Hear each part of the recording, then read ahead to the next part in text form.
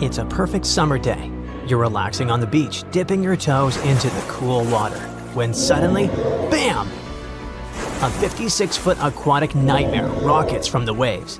It's the size of 2 London double-decker buses, sporting about 60 razor-sharp teeth, including bonus chompers on the roof of its mouth, because why not? This aquatic beast isn't picky about its diet either. Sharks? Turtles? Other sea monsters? Yep, they're all on the menu. Meet the Mosasaur, a group of marine reptiles that ruled the oceans millions of years ago.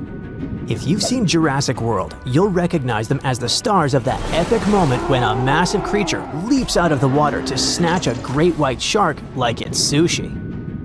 That's a Mosasaurus, and it's every bit as terrifying as it sounds.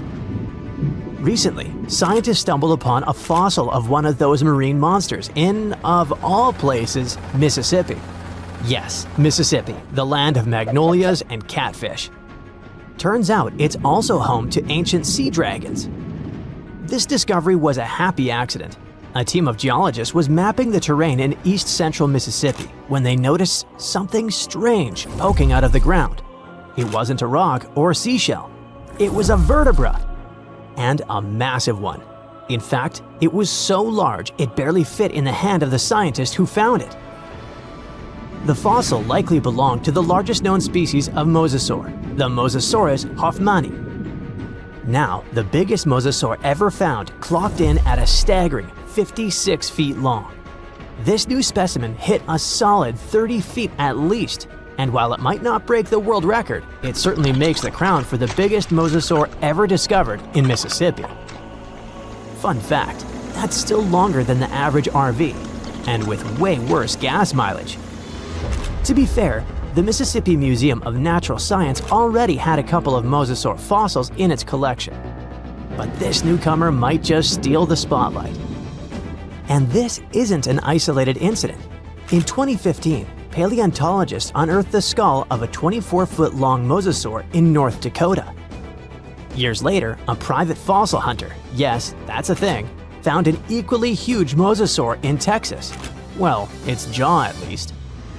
These sea monsters, also known as sea dragons, by the way, actually have one of the wildest origin stories in paleontology.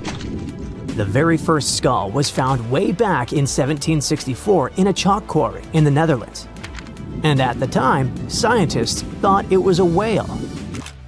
Then came a second skull, which was so impressive that French revolutionaries literally looted it during the siege in 1794. Legend has it they swapped it for 600 bottles of wine. Doesn't sound like a fair trade to me. That fossil actually helped pioneer the concept of extinction and got paleontologists buzzing for centuries. Since then, mosasaur fossils have popped up all over the world, like ancient scaly celebrities leaving their mark.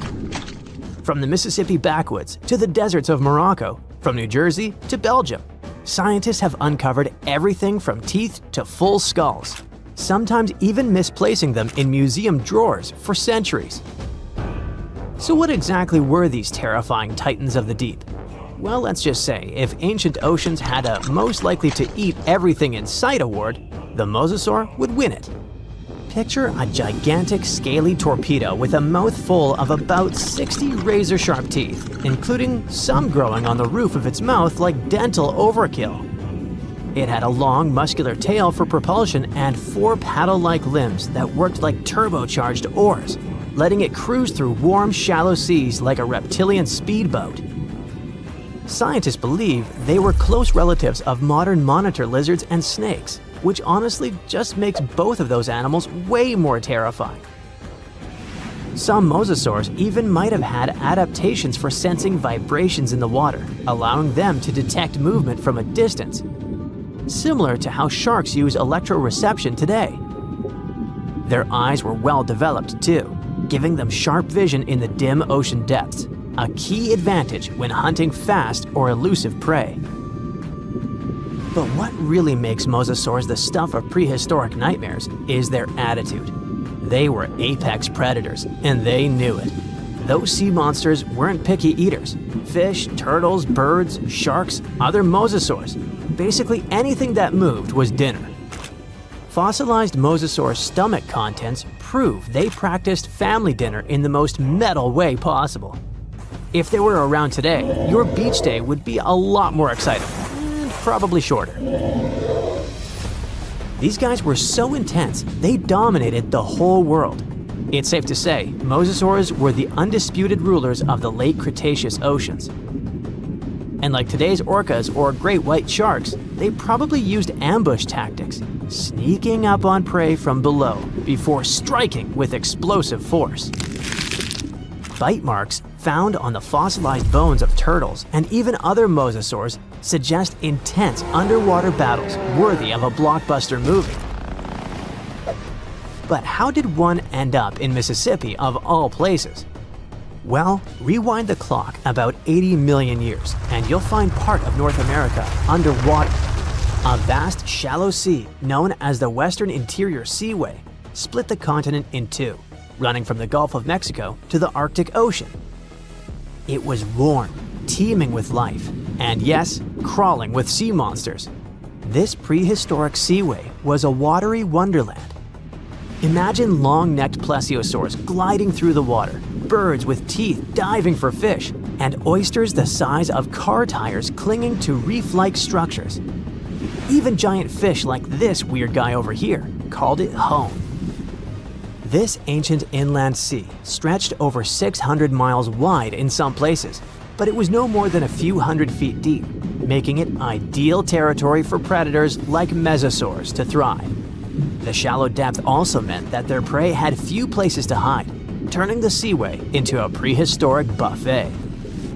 But the Western Interior Seaway wasn't a permanent fixture. As the Rocky Mountains rose, the seaway slowly disappeared. Over millions of years, it transformed from a shallow ocean to swamps and then to dry land.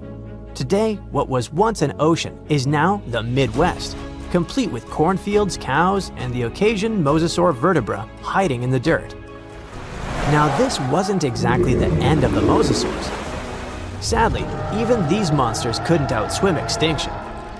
Those massive sea beasts met their watery grave around 66 million years ago, when Earth got an unwelcome visitor, a 10-mile-wide asteroid. When that space rock slammed into what is now Mexico's Yucatan Peninsula, it unleashed destruction on a planetary scale. The impact triggered massive tsunamis, set forests ablaze, and shot so much debris into the atmosphere that sunlight was blocked out for months, maybe even years. This impact winter plunged Earth into a deep freeze.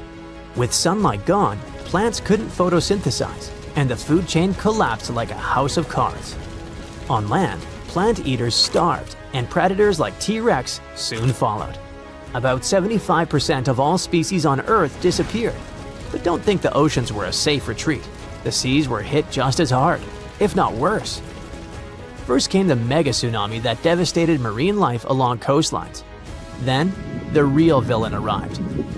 You see, without sunlight, phytoplankton, those tiny microscopic plants that serve as the foundation of the marine food web, perished. With them went zooplankton, small fish and filter feeders. And when the buffet dried up, the big predators like the mosasaurs went hungry. No food, no future. With plunging temperatures and ocean acidification, even the ocean's top predators couldn't survive. Mosasaurs, along with plesiosaurs and ammonites, were wiped out in the blink of a geological eye. So ended the reign of sea monsters. The good news is that you can now swim at peace knowing that no sea dragon will ever come at you. I mean, it's a bummer that they went extinct, but let's be honest, beach days are way more relaxing without 56-foot lizards crashing the party. So imagine stumbling upon a creature so huge it could dwarf even the largest known marine animals today. Scientists discovered the fossils of this beast on England's coast and believe it once ruled the waves. The new species was named Ichthyotitan severnensis, but thankfully for me, scientists nicknamed it the Little Stock Monster. Its estimated lengths range from 72 to 85 feet long, almost as big as a blue whale. Megalodon can't even compare to this. It was only about 60 feet long. And what's crazy is that this fossil we found wasn't even an adult, so who knows what their actual size was. The first piece of the Little Stock Monster was discovered in 2016 in the Westbury Formation. Researchers found a 3-foot-long jaw part that belonged to an unknown species. For years, this single fragment had been driving them crazy because they had no idea what that animal was. Then, in 2020, a miracle happened, of sorts. A father with his 11-year-old daughter found the second piece of fossil on a beach. This discovery led to more findings. Finally, in 2022, the last piece of the literal jaw puzzle was found, buried along the Somerset coast. This Leviathan belonged to the Shastasaurid family. Both the Little Stock Monster and other Shastasaurids had one ancestor, so all the species in this family are super similar to each other. For example, all of them were the largest marine reptiles ever to exist. Although our Little Stock Monster is much larger, most Shastasaurids could grow up to only 69 feet long, and it's possible that the Little Stock Monster, when fully grown, would reach up to 100 feet or even more. Both of their bodies were just perfect for cruising the ancient seas. These marine titans were elegant and slender, with an elongated snout. Other marine animals at the time were smaller and looked more like dolphins. Shastasaurids had long paddle-like limbs adapted for efficient swimming. Their skulls show large eye sockets, which means they had excellent vision. If you were in the ocean, no matter what time it was or where you were hiding, they could spot you. They were also incredibly fast and could dive to great depths. Of course, all these things made them the most terrifying predators. They ate pretty much everything, including fish and squid, and you if you were there. They probably captured their prey like whales, opened their huge mouths, and literally sucked the fish in. What made the Little Stock Monster especially scary is that it wins in the jaw competition. For other Shastasaurids, their jaws were a bit weaker, so they hunted smaller fish, kind of like today's orcas. They required vast amounts of food. This shows us that the Earth's Triassic oceans had rich, productive food webs. But the Little Stock Monster has this unique feature. It could open its jaw almost 90 degrees upwards. It also had tons of powerful muscles around. Its jaws were horrifyingly strong.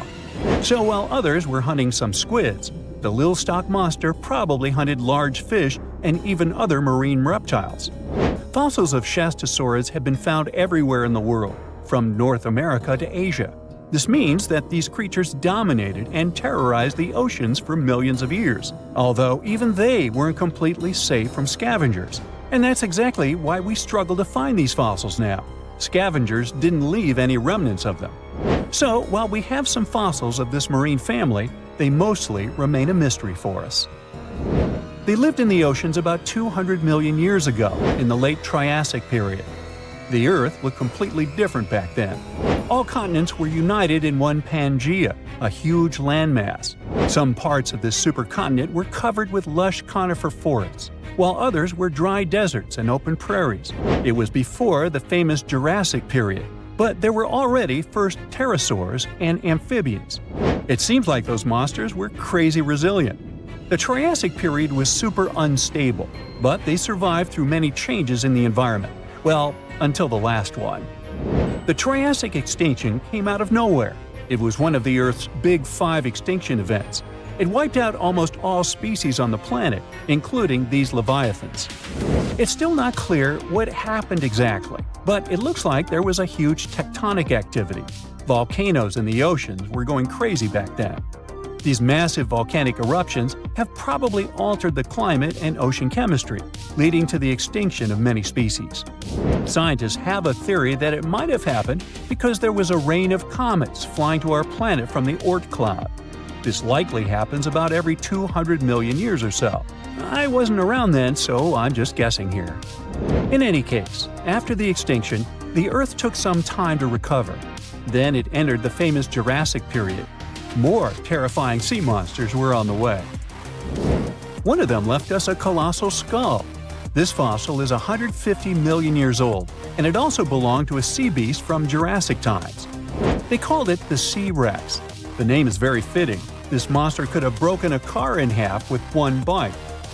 It was also discovered accidentally. A fossil enthusiast was walking along the Jurassic coast.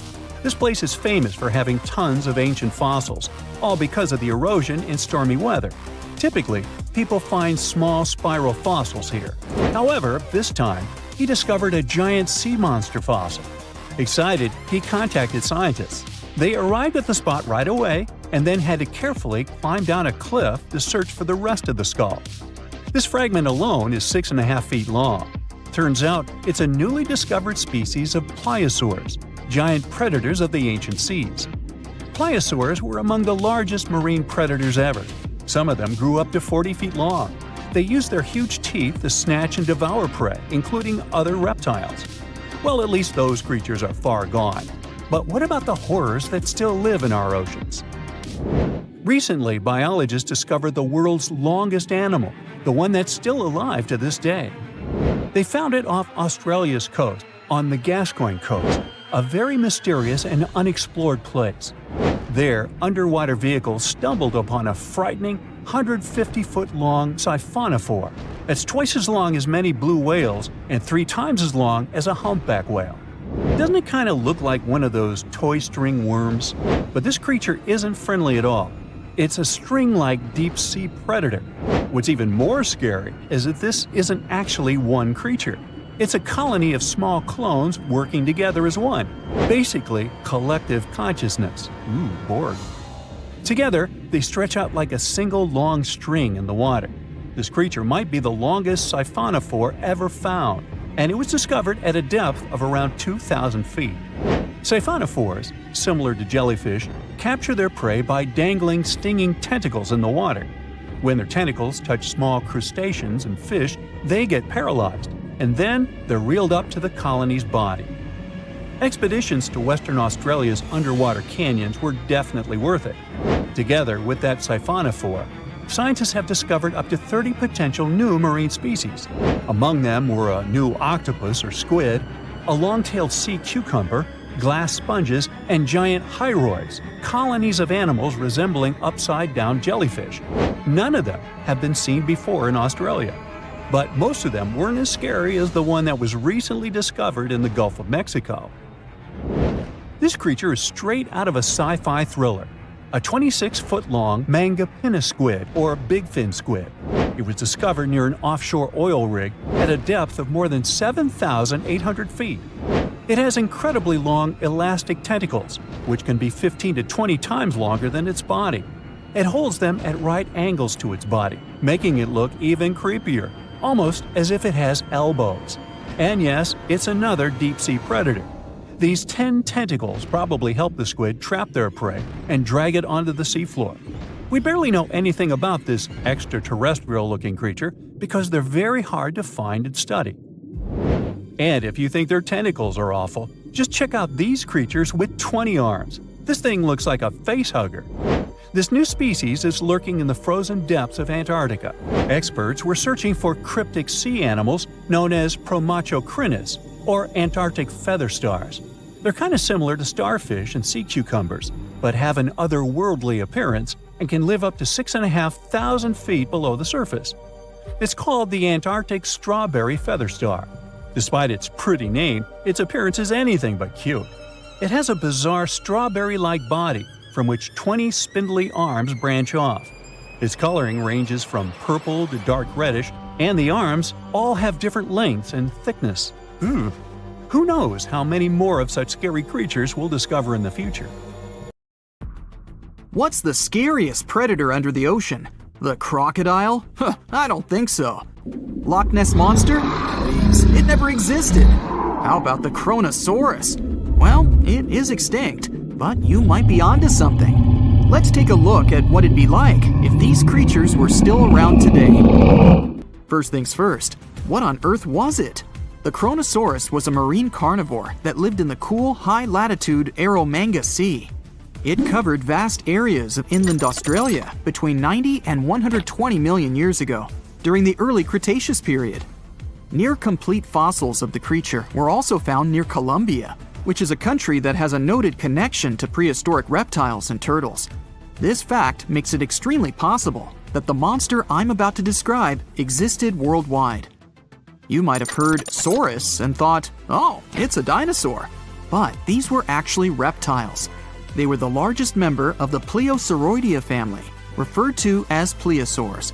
Fossil evidence suggests they weighed over 20,000 pounds and were roughly 30 feet in length. Just to put that in perspective, the longest crocodile ever measured was a saltwater crocodile by the name of Lolong from the Philippines. It was 20 feet in length and weighed just under 2,500 pounds.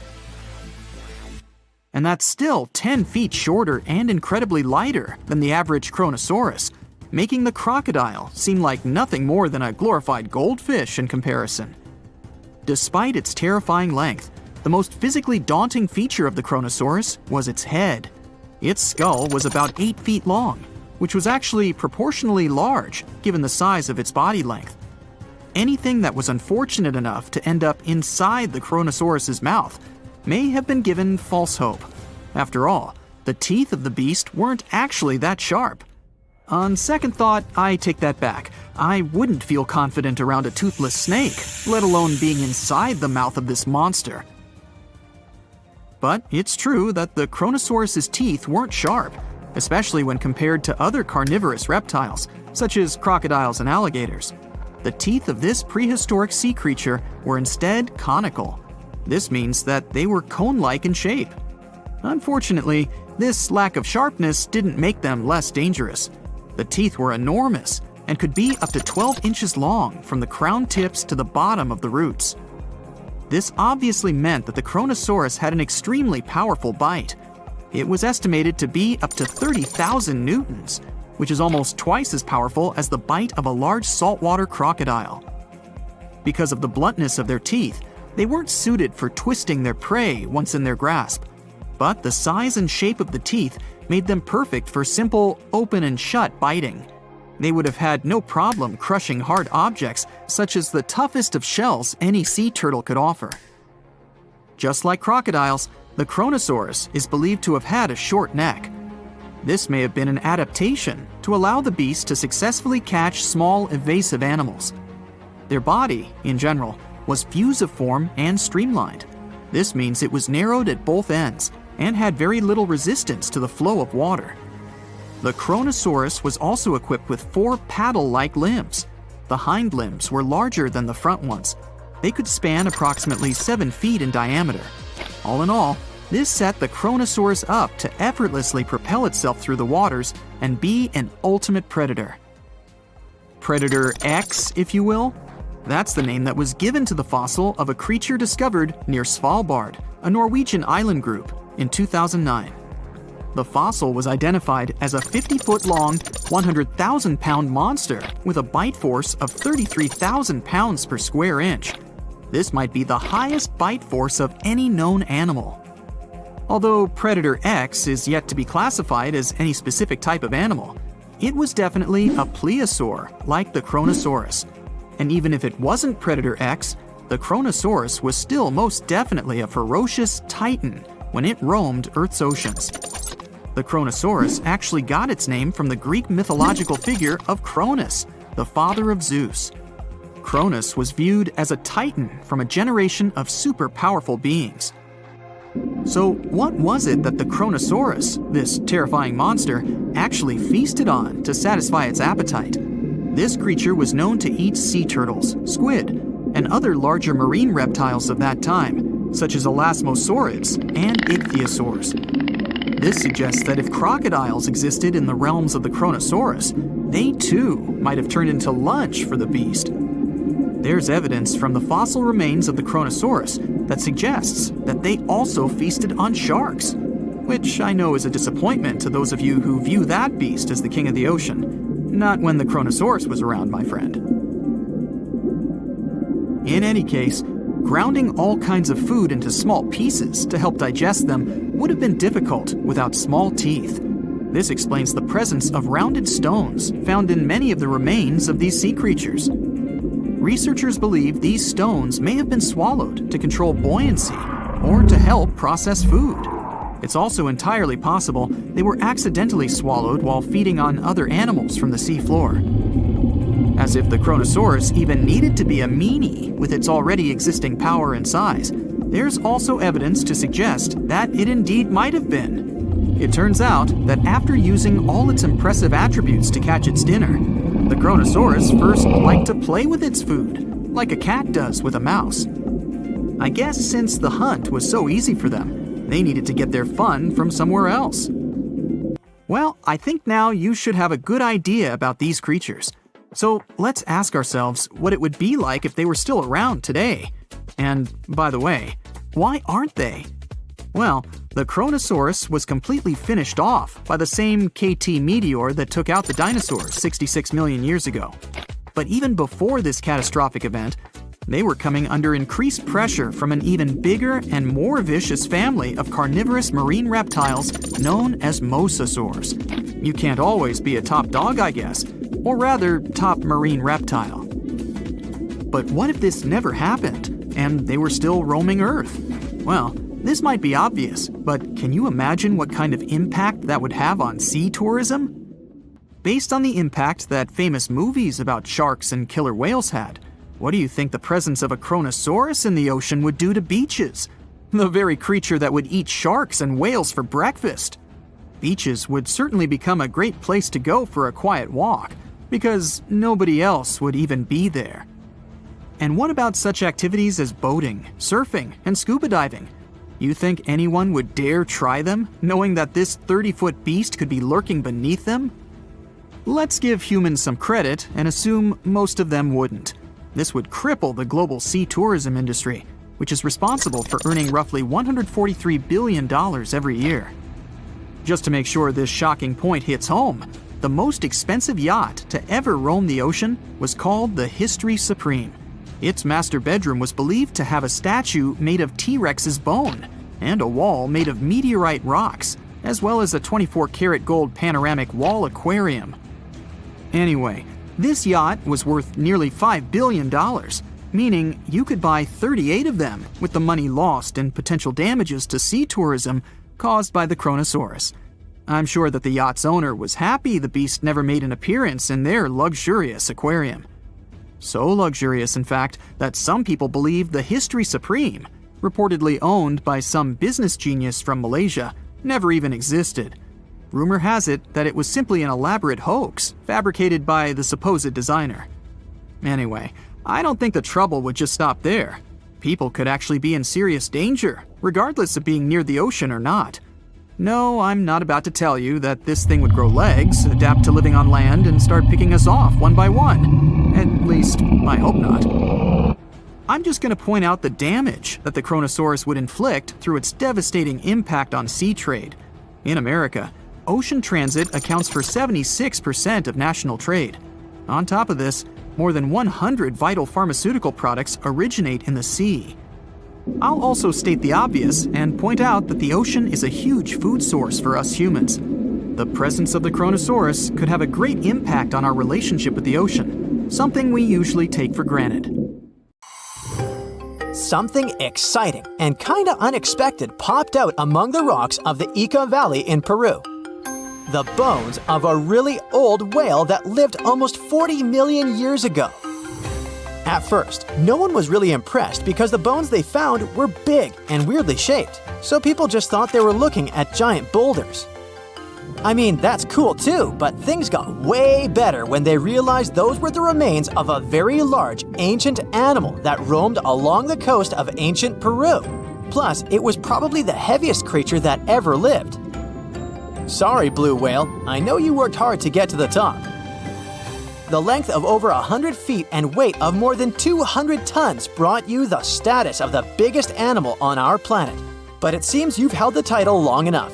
Time to hand it over to our next candidate, and that one's really gigantic.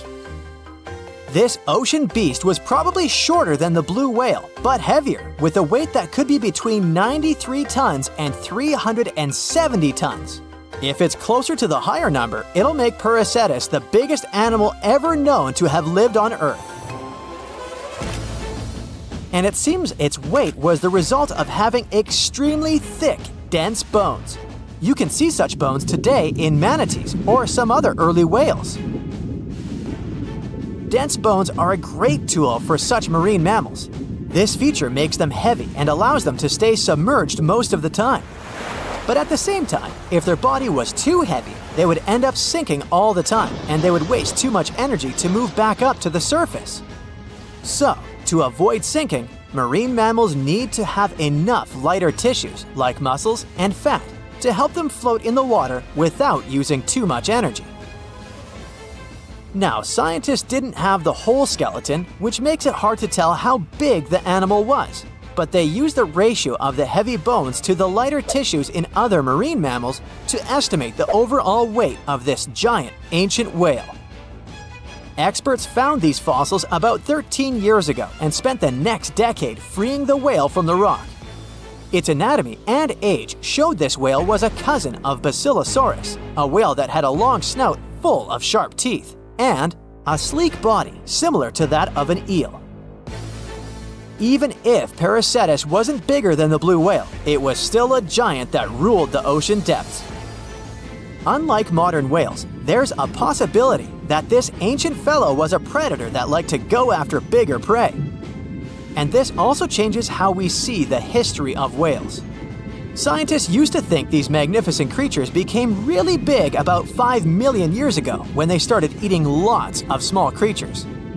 But here's the proof that giant whales existed even before that. But it's still unclear how this whale managed to find enough food to sustain its enormous body. Plus, it's still hard to tell what exactly this ancient creature had on its menu. It was pretty large and not such a fast swimmer, so it's possible it searched for food in shallow waters. Then it probably ate crustaceans, clams, or some other small animals hiding in the sand. One theory says it was a scavenger, which basically means it munched on remains of everything that would come its way. It's not so unusual to find marine animals in deserts. Many of these regions used to be covered with water anyway. The Sahara in Africa is a perfect example. About 50 to 100 million years ago, this was not a dry desert, but a shallow saltwater body called the Trans-Saharan Seaway. The land is not wet there anymore, of course, but people who lived in that area knew about it because they used to find old shells across the desert. The sea was about 164 feet deep. That sounds enough for a nice swim. Some would say this area looked like modern Puerto Rico, with lots of sun and shallow water. Mangrove forests were a common thing as well as seafloors covered with mollusks, like snails and clams. The marine sediment that was left behind after the sea had dried up is full of different fossils. And the animal that lived in that ancient underwater world didn't look friendly. Plus, they were much bigger than their relatives from modern times, so a regular-sized human would end up as a snack, not even a whole meal. Normally, when animals live on small islands, they can become much bigger than their relatives from the mainland. This is something we call island gigantism, and it happens because there are more resources or fewer predators on islands. Maybe the same thing happened in the Trans-Saharan Seaway. Even though it wasn't an actual island, the water moved in and out, which created little pockets of water. And specific conditions in these pockets might have helped animals grow bigger. So we're talking about giant sea snakes, catfish, and fish that no longer exist today. One had incredibly strong jaws, and the animal used them to eat hard things and even crush shells. Their teeth showed they were fierce predators other animals had every reason to be afraid of. They went through some changes when it came to diet, similar to some types of piranhas. And the competition to get to the top of the food chain wasn't a joke. Not when there were also such large predators as sharks, crocodiles, and ancient relatives of elephants. Sahara went through different phases.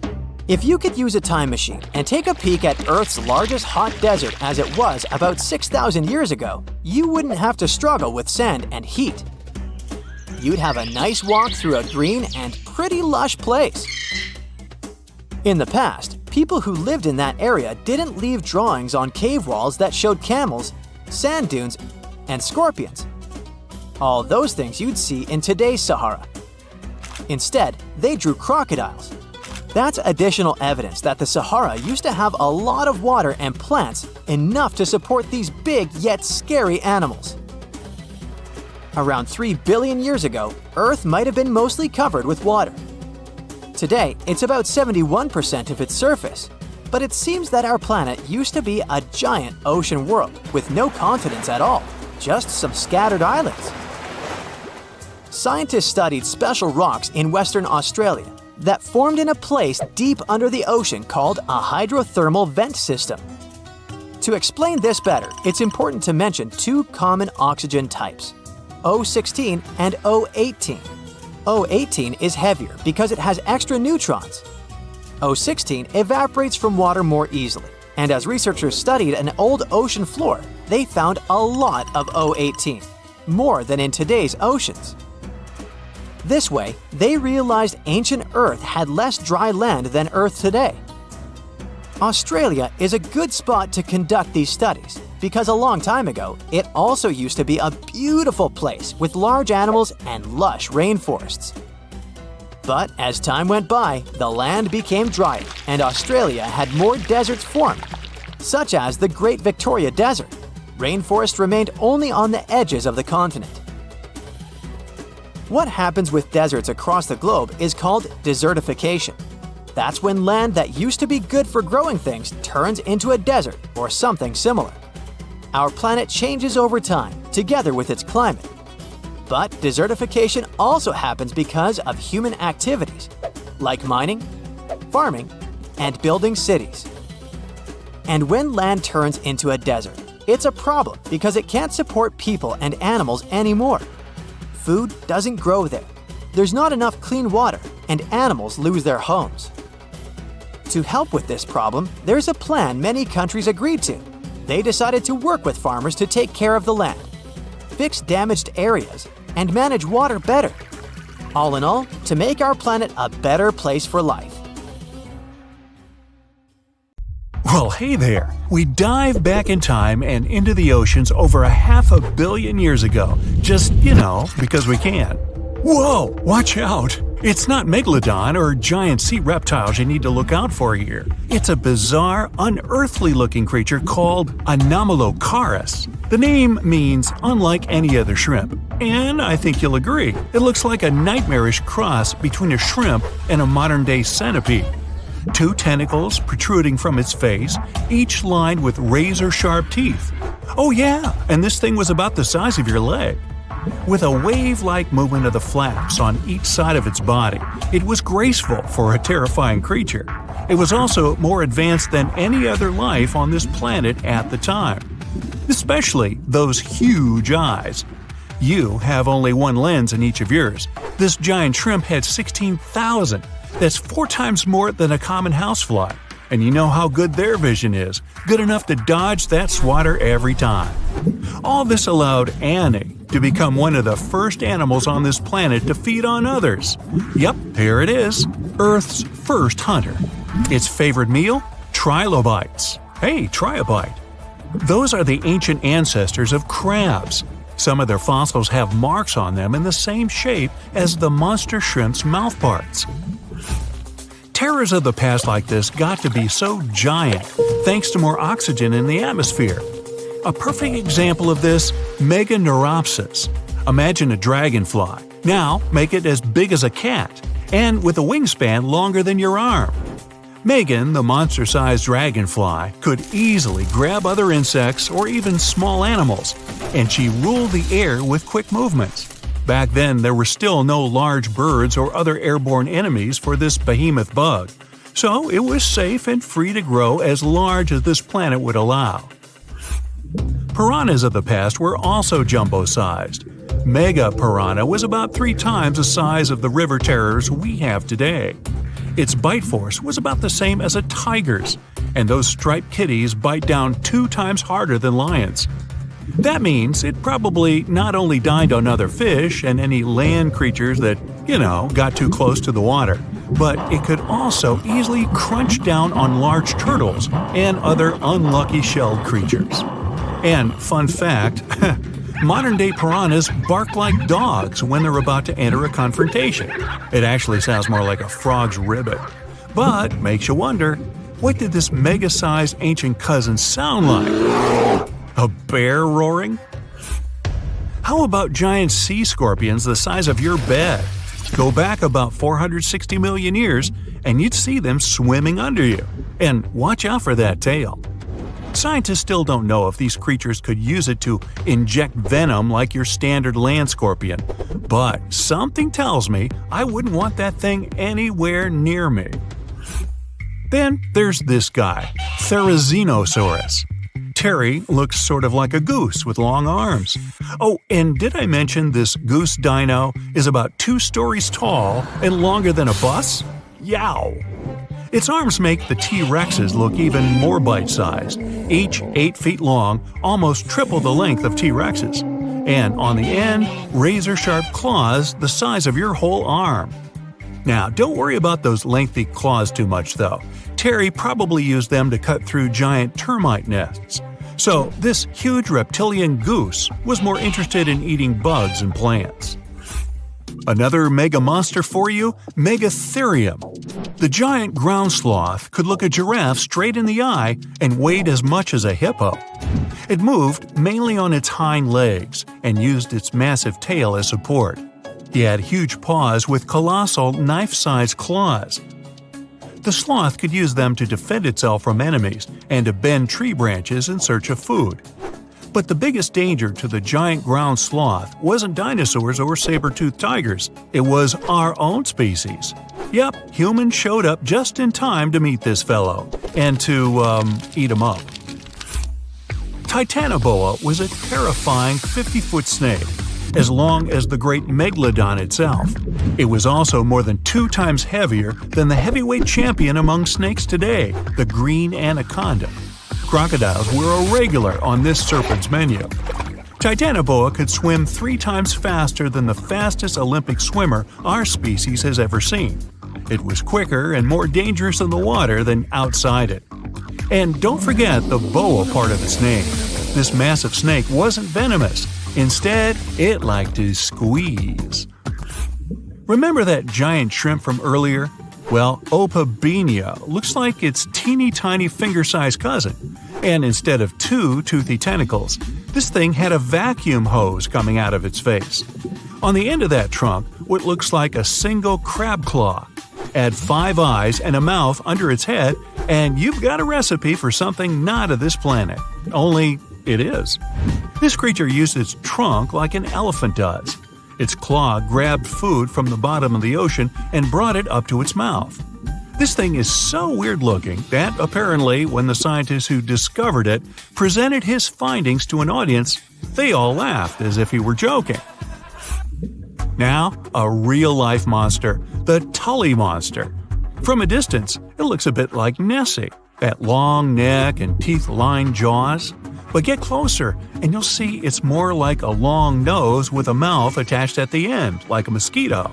Its eyes are further back, sticking out of tubes all snail-like. Tully was an ancient mollusk, about the size of your forearm. It probably dined on jellyfish and shrimp 300 million years ago. Thylacus smilus will put a smile on your face as long as you don't get too close. No, it's not a relative of the saber-toothed tiger.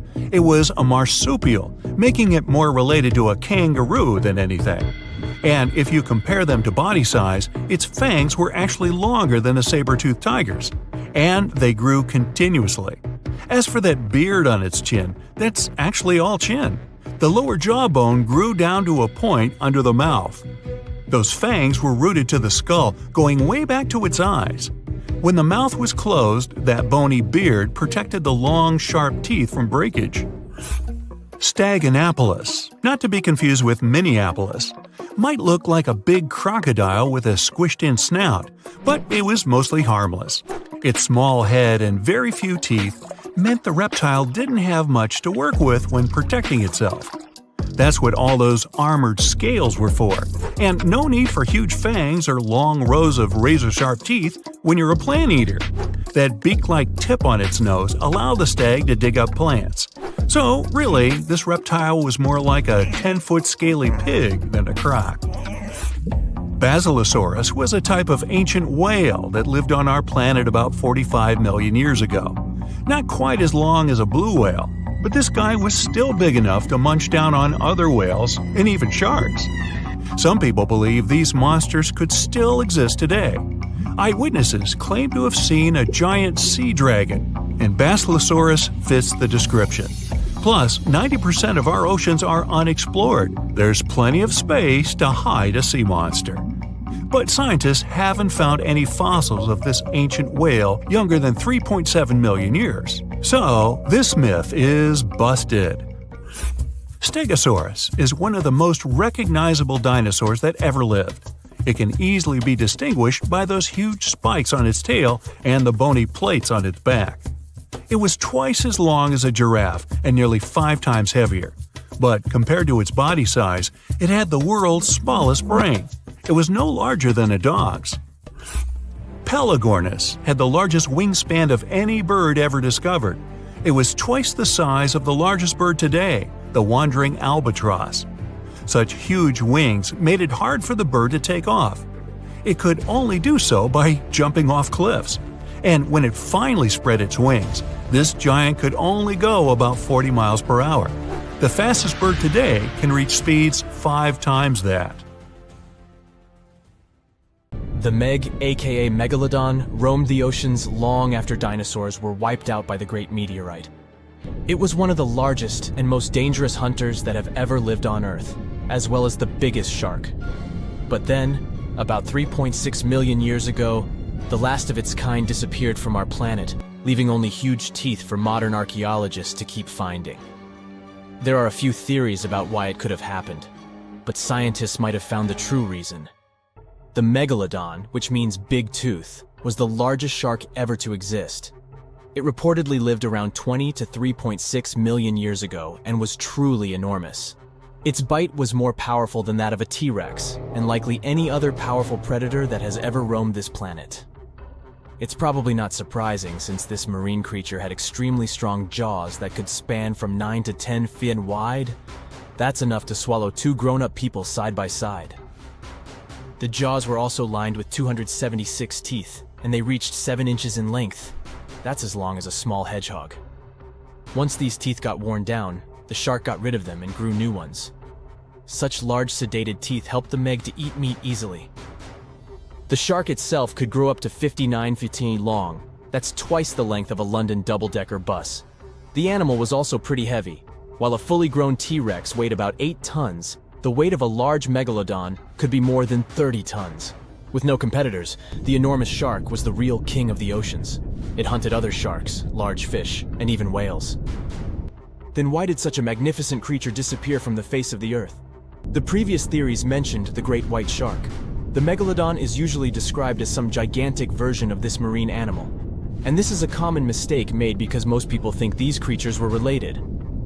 But in reality, the Meg looked more like a modern bull shark. Its snout was snout, its lower jaw was rather flat, and long and massive pectoral fins supported the animal's weight. But what's more important, the ancestors of today's great whites existed at the same time as the megalodon. Now, with great size comes great clumsiness. And although the Meg was huge and powerful, it was also not as nimble as smaller and quicker great white sharks. Great whites could have rivaled a megalodon for food, and were often more successful hunters thanks to their agility. They couldn't fight the Meg openly, but were fast enough to steal its food. So according to this theory, the only food left for the megalodon were whales and equally big marine animals. Grown-up Megs could easily catch such beasts, but their offspring were much smaller and more vulnerable than their parents. Could smaller sharks have used this to their advantage? Maybe while megasharks were still little, they became a meal for great whites, as well as bull and tiger sharks. Even at those times, a great white shark could reach the length of 20 feet, while a megalodon kid was definitely smaller. But even if there had been no open confrontation between young megalodons and smaller grown-up sharks, Meg kids wouldn't have been able to find food for themselves to grow to adulthood. The reason is the same. The population of other sharks was growing, and they were rivaling each other and the Meg for convenient food. The more great whites and other sharks appeared in the oceans, the less food remained for young monster sharks. Eventually, they probably starved. But it's just one of the theories that try to explain why the Meg went extinct, and here's another one. A new study has shown that the Meg was most likely a warm-blooded predator able to regulate its body temperature, and that might have been the reason why this species disappeared with time. Scientists analyzed isotopes of the tooth enamel of the megalodon and concluded that the animal could easily maintain a body temperature that was around 13 degrees F warmer than the temperature of the surrounding water. Such a temperature difference is much greater than what other sharks living at the same time as the Meg had, and it's large enough for the ancient predator to be classified as warm-blooded. These days, most fish are cold-blooded. Their body temperature is the same as the surrounding water, but some sharks, like mackerel sharks, keep the temperature of all parts of their bodies a bit warmer than the surrounding water. But it doesn't make them completely warm-blooded because they simply store heat generated by their muscles. And in mammals, body temperature is regulated by a special region of the brain called the hypothalamus. Anyway, the Meg's warmer body allowed the animal to move faster, deal with cold water better, and spread out all over the world. But eventually, it might have led to a disaster. The Megalodon lived during the Pliocene epoch, pronunciation. It began approximately 5.3 million years ago and finished 2.5 million years ago. During that period, global cooling occurred. It also caused the changes in sea level, which the Megalodon probably didn't survive. The main problem for the predator was to maintain an energy level allowing its body temperature to remain elevated. But to do it, the animal had to eat a lot, and I mean it.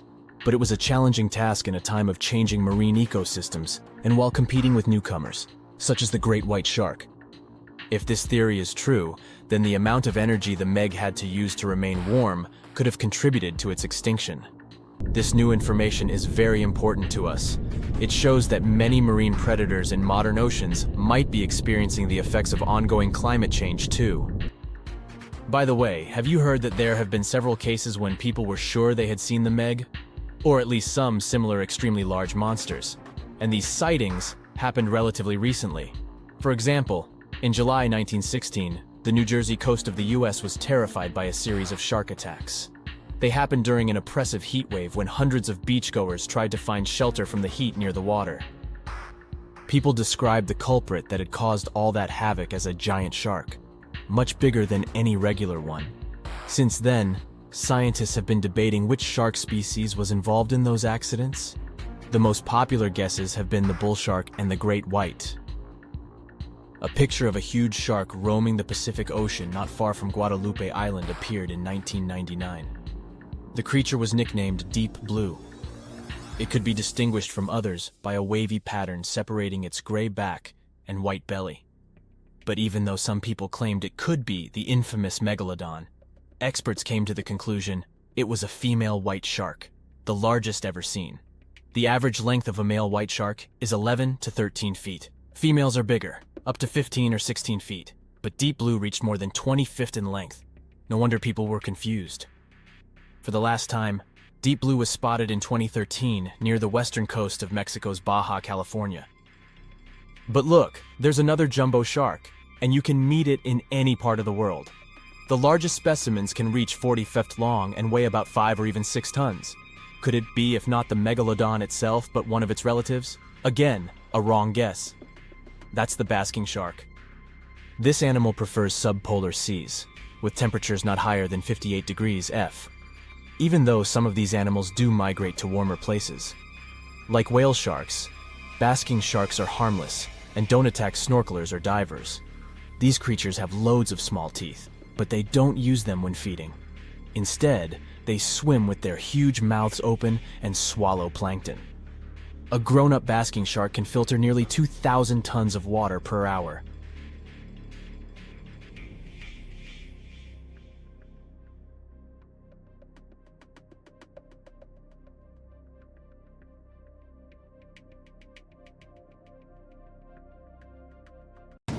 Think you know what lurks in the depths of the ocean?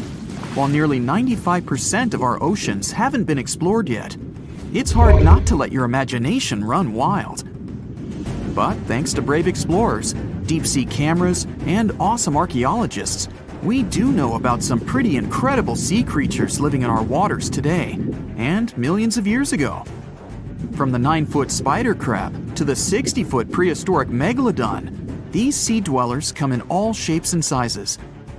But let's focus on sea creatures famous for their huge size.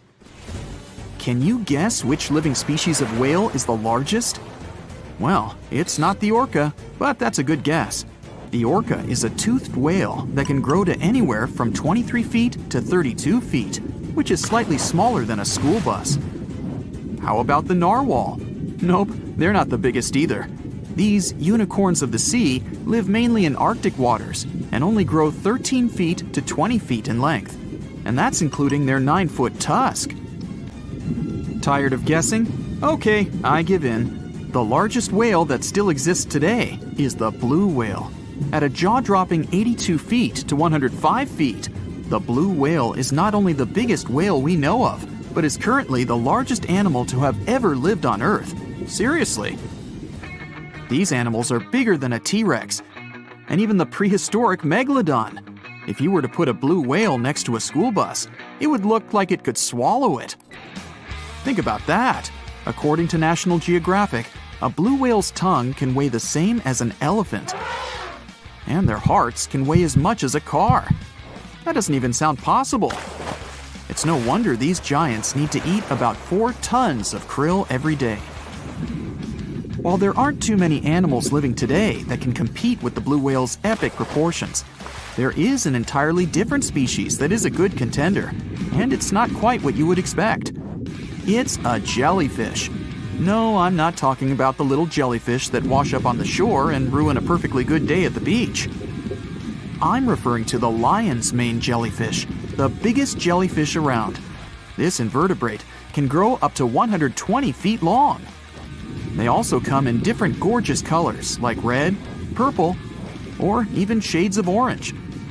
As if their length wasn't impressive, the lion's mane jellyfish boast a whopping 8 sets of 70 to 150 tentacles. That means they can have up to 1,200 in total. And here's the giant oceanic manta ray, the largest type of ray in the world.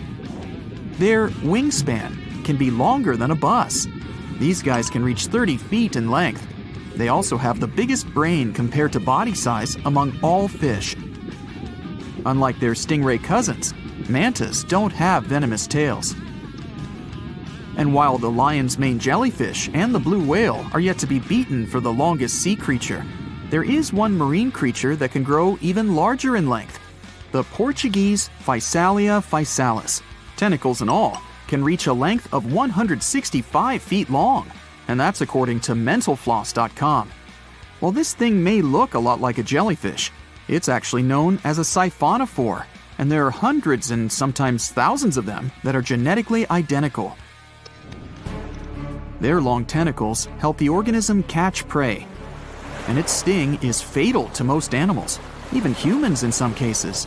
What's even creepier is that if one of the tentacles comes off the organism for whatever reason, it can float around the water for days before decomposing. Even if it's detached, this tentacle can still sting you. But don't go running out of the ocean just yet. Your chances of being hurt by a Portuguese Physalia physalis sting are pretty slim. However, if you do get stung, the side effects aren't pretty, with welts, stomach cramps, an elevated heart rate, and an upset stomach. While you don't want to go anywhere near these long creatures, they sure are pretty to look at. Check out all those colors.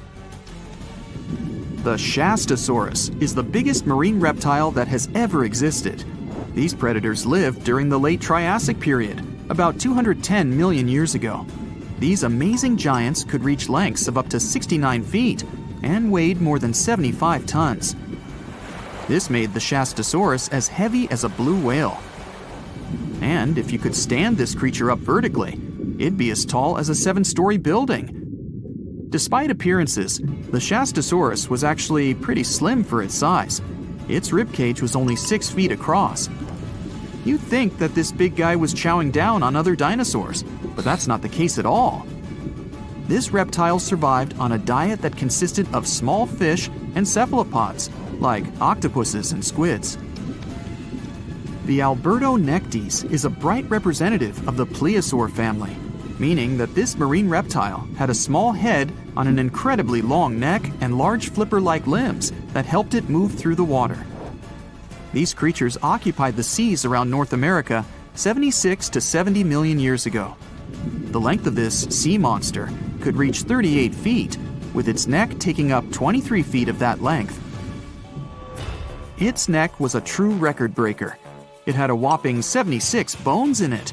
No other animal known to humankind has had so many vertebrae in its neck.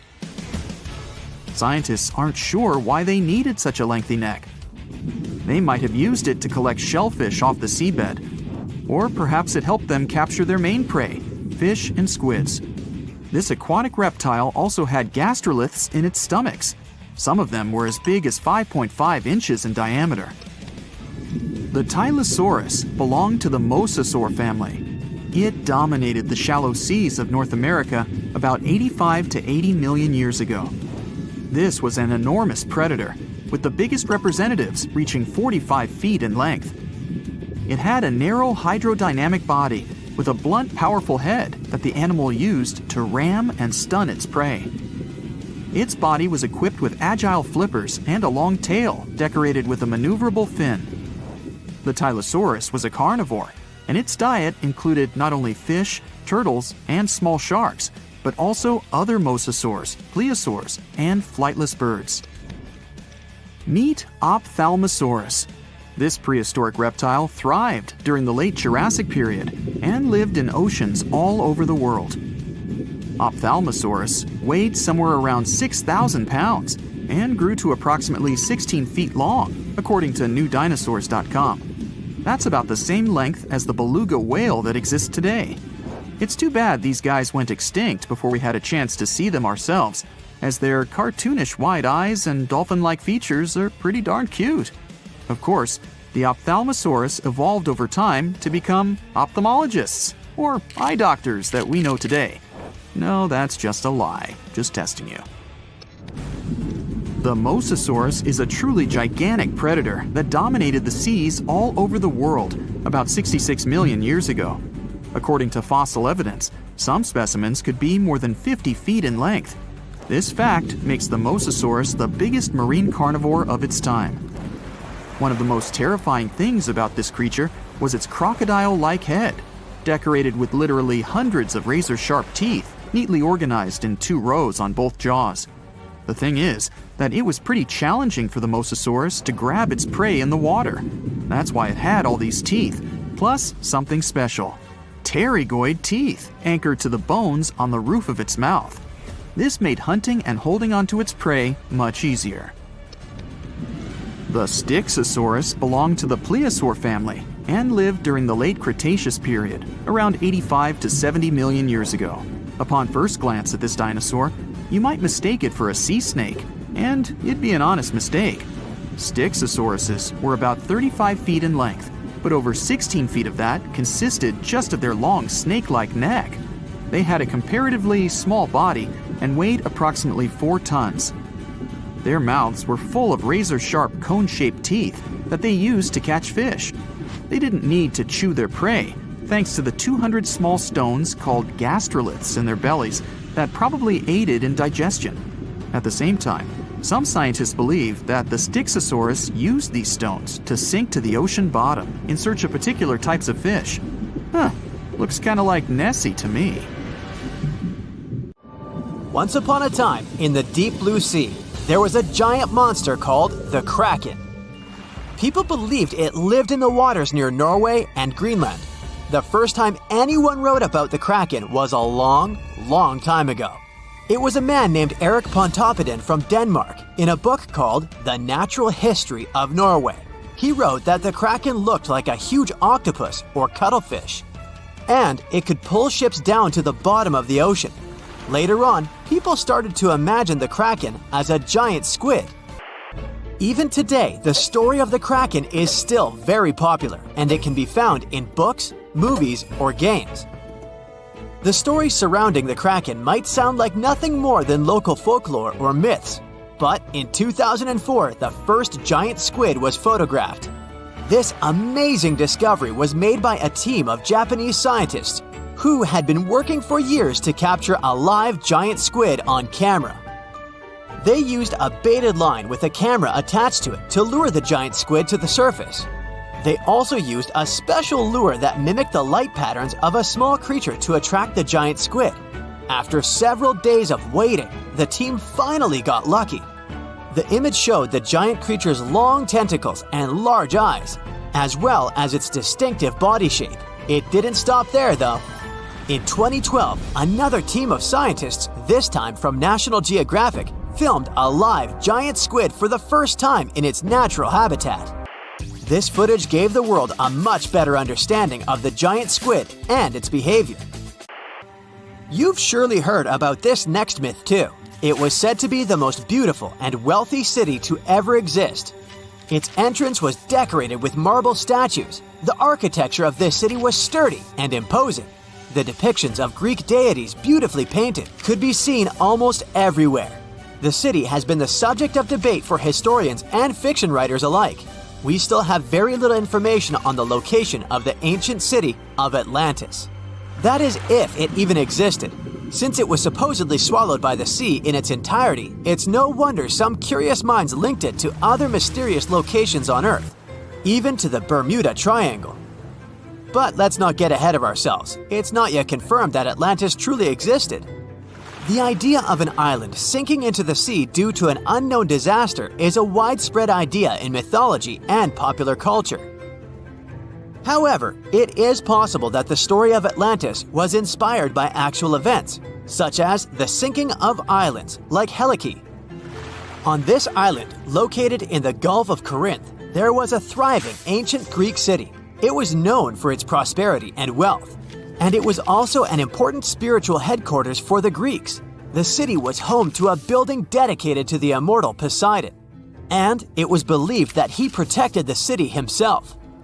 However, one fateful night in 373 BCE, a massive earthquake struck the region. The ground shook violently, and the city was swallowed up by the sea in a matter of minutes. The residents of Helike, unable to escape the disaster, all disappeared under the waves. The sinking of Helike was a great tragedy for the ancient Greeks, and it was seen as a punishment from the higher spirits. Many believed that the city's prosperity and pride had angered them, and they had punished the city by destroying it. The city remained underwater for centuries, and it was not until the 20th century that it was rediscovered by modern archaeologists. Today, the most part of the city is still underwater. While we're on the subject of Greek myths, we have to talk about the famous city of Troy. This was a legendary city in ancient Greece.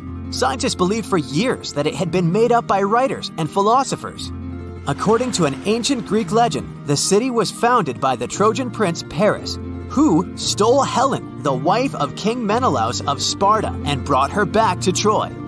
This event sparked a huge conflict between the Greeks and the Trojans that lasted for 10 years. One of the most famous stories from the Trojan conflict is the tale of the Trojan horse, a large wooden horse that the Greeks built and left outside the city gates as a gift to the Trojans. The Trojans, believing the horse to be a symbol of peace, brought it into the city. But inside the horse, there were Greek fighters who, once inside the city, opened the gates and let the rest of the Greeks in. The Trojans had no escape this time, and they were ultimately defeated. The city was rediscovered in the 19th century in modern-day Turkey. It's located near the Scamander River. Today, this region is an archaeological site and draws a lot of tourists each year. The following myth is indeed sad, but it might have some truth to it too. It is said that years ago, the Solomon Islands in the Pacific Ocean, there lived a man that was deeply in love with his wife. The woman, however, decided to leave him for another man and moved to the nearby island of Tionamanu. Heartbroken and filled with rage, the man sought out a curse to take his revenge. He set out on a journey in a canoe, determined to bring destruction to the island where his wife had fled. Upon arriving at Tionamanu, the man planted 2 taro plants. One he kept for himself. According to the instructions, once his own plant began to sprout, disaster was supposed to strike the island. And it did. The man watched from a mountaintop as a series of waves smashed into the island, causing it to sink beneath the waves. Tionamanu was a real place, but it's not entirely clear when it disappeared. It is said that waves alone could not have washed away this small but tall volcanic island. But an undersea earthquake could have probably done it. The island was balanced on the edge of an unstable underwater slope. The most reasonable explanation is that a huge earthquake shook the region, which made the weak foundation collapse and caused the island to sink beneath the waves. This island-sized landslide would have pushed a lot of water out of the way, which would have created a series of massive mega tsunamis. So, although those vengeful waves could have occurred, they were most likely the result of another event. And that sad man, with his curse fulfilled, returned to the Solomon Islands with his heart still heavy after the loss of his wife. We won't leave the ocean waves just yet, but we're heading over to Hawaii. A legend has it that once upon a time, there was a Hawaiian higher spirit named Pele. She was the protector of volcanic fire and was said to have arrived at the islands to flee from her older sister. To conceal herself, Pele hid in various hideaways on each of the islands until she finally concealed herself in a pit at Kilauea. This is why, according to the legend, Kilauea is known as Hawaii's active volcanic center today. The story may be visually stunning, but in reality, volcanism is caused by the superheated mantle that triggers a lot of melting beneath the surface of our planet. People also say that Pele's tears and hair can be found scattered around the volcano. However, reality has more to do with physics than with folklore. When lava cools rapidly, particularly when it gets quenched in water or a small amount of it flies through the air, it turns into volcanic glass. When it stretches and cools down, it can sometimes form tear-shaped droplets, or it can get stretched so thin that it begins to look like strands of hair. We know today that Hawaii is a volcanic region known for its fire mountains, with huge streams of lava shooting up from active vents. It's no wonder it became an ideal origin place for the story of two sisters and their sibling rivalry. The giant shark that terrorized the oceans some 20 million years ago. For 13 million years, this 60-ton beast dominated the warm waters of our planet. Though, some believe that the Meg still lives in the most remote and deepest parts of the ocean. It's a hot summer day. It seems only logical to go for a swim in the sea. You're floating on your back, completely relaxed. Your eyes are closed. Your breath is even. Water's pleasantly cool around your body. A light breeze touches your face. You feel calm enough to doze off. Suddenly, something bumps into your leg. Yanked out of your half-slumber, you begin to flail until you're face to face with the invisible danger. Luckily, all you spot is a couple of easily recognizable fins and cute smiley snouts. Phew, just dolphins. Guess you're lucky to meet them in the wild. These amazing creatures are so close, you can touch them.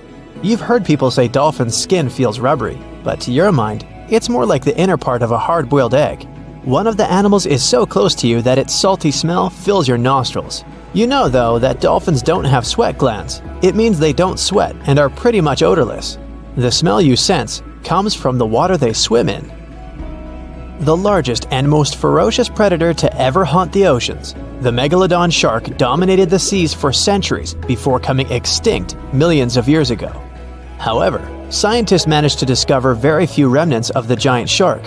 Everything we know about the great beast we've learned thanks to fossils of its giant teeth, which are just about the size of the average human hand. A megalodon skeleton has never been discovered. Shark skeletons are made mostly of cartilage, meaning that they decompose quickly. Luckily, sharks continuously shed and regrow teeth throughout their lives. One shark can go through 40,000 teeth in a single lifetime. Scientists have managed to study different types of shark species based on their teeth alone. The Megalodon shark had around 276 teeth. When they fell out, those teeth landed in the seabed where they stayed for millions of years, fossilizing. Scientists found those teeth, and they're the only real record we have of the Megalodon's existence. Megalodon teeth have been discovered all over the world. It means that unlike other marine animals of its time, the Megalodon was intercontinental. Even today, most sharks and marine animals tend to stick to one sea or ocean. The Megalodon shark swam freely around the world, moving between tropical and subtropical waters. Megalodon teeth have been found in every continent apart from the freezing cold waters of Antarctica. When a megalodon makes a starring appearance in a movie or TV show, it's portrayed to look like a giant version of a great white shark. Scientists previously believed that the megalodon and the great white shark both descended from one common ancestor. Still, it's not true. In fact, it's more likely that the megalodon was the arch-enemy of the great white shark's ancestor, the broad-toothed mako shark. That means Megalodon wouldn't have looked so similar to the great white after all. In reality, the Megalodon would have a shorter nose than the great white, along with longer pectoral fins to give the giant shark a stockier and more threatening build. They both had an excellent sense of smell though, so even in prehistoric times, it wasn't a good idea to go swimming with a chunk of raw meat in hand. And it certainly isn't safe now. Whether the Meg's hiding somewhere in the depths, which some still believe is true, or it's gone forever, younger cousins will still be there waiting. Also, both of them like to go after big marine mammals, so they would certainly have things to do together. That is, until the Meg got moody and accidentally ate its friend. You never know. These guys had a different hunting style. Great whites prefer to dive straight towards their prey and find its softest spot, like exposed legs or underbelly. Sometimes, an entire tooth would be found embedded in a bone of some bigger animal, such as a whale. Without the main parts they use for swimming, poor sea animals were then helpless and unable to escape. Yet whales were just a smaller part of Megalodon's diet. Seals, sea cows, squids, dolphins, other sharks. The good old Meg probably wouldn't say no to some random school of smaller fish swimming into its mouth either. Nothing better than a good snack after a big tasty dinner. Even those giant turtles weren't safe with their thick shells. The Meg probably took them as a dare challenge on a daily basis. Scientists have used computer simulations to try and work out the hunting style of the ancient shark. Using this technology, scientists have discovered that the Megalodon's attack style was very different from that of modern-day sharks. Modern sharks dive straight for their prey's most vulnerable spot, for example, the soft underbelly of a seal. The Megalodon's teeth were uniquely suited to biting through tougher areas of cartilage. So, evidence suggests that a Megalodon would first chew the tougher fins of their prey, rendering them unable to swim away before launching into their final attack. Some people believe that the Megalodon is still alive today, lurking at the depths of the ocean's waters. But it's unlikely to be true. Megalodons are a warm water species, which means they would be unable to survive in the cold waters of the deep ocean.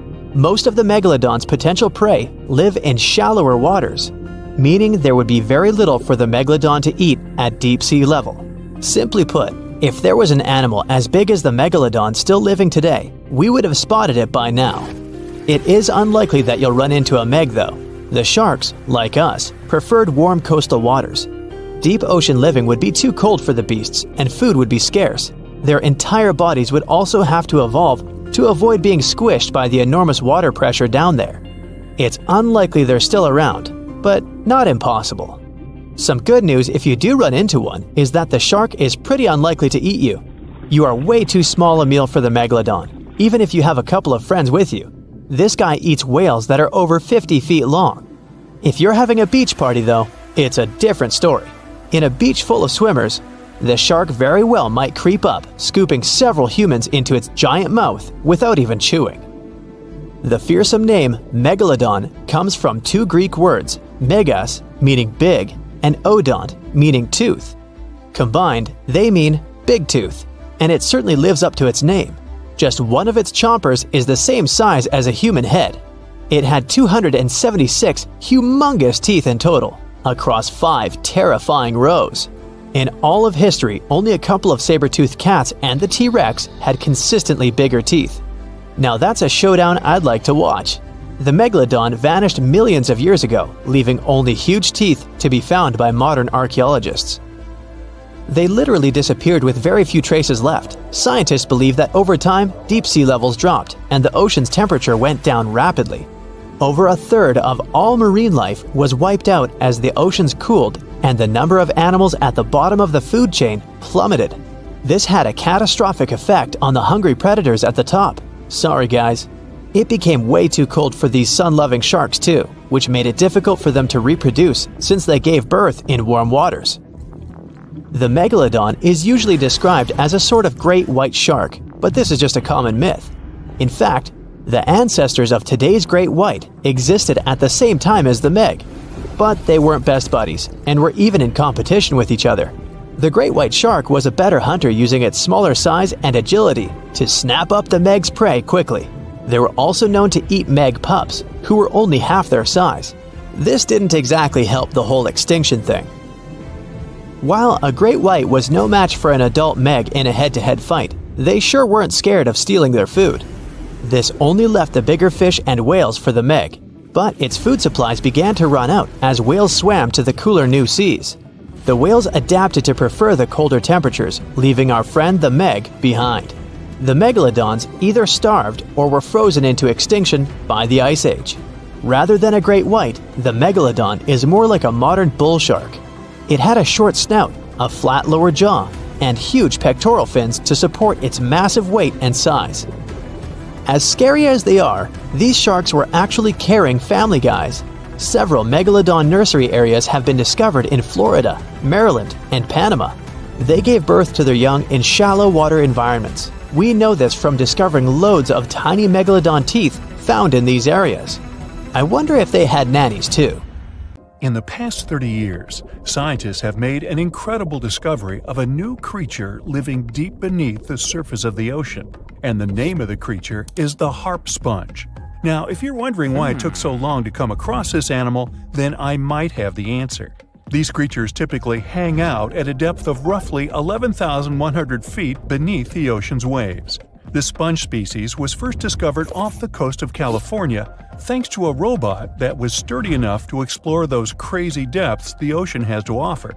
This is no doubt an area of the planet where even the most benign-looking creatures can be potentially dangerous.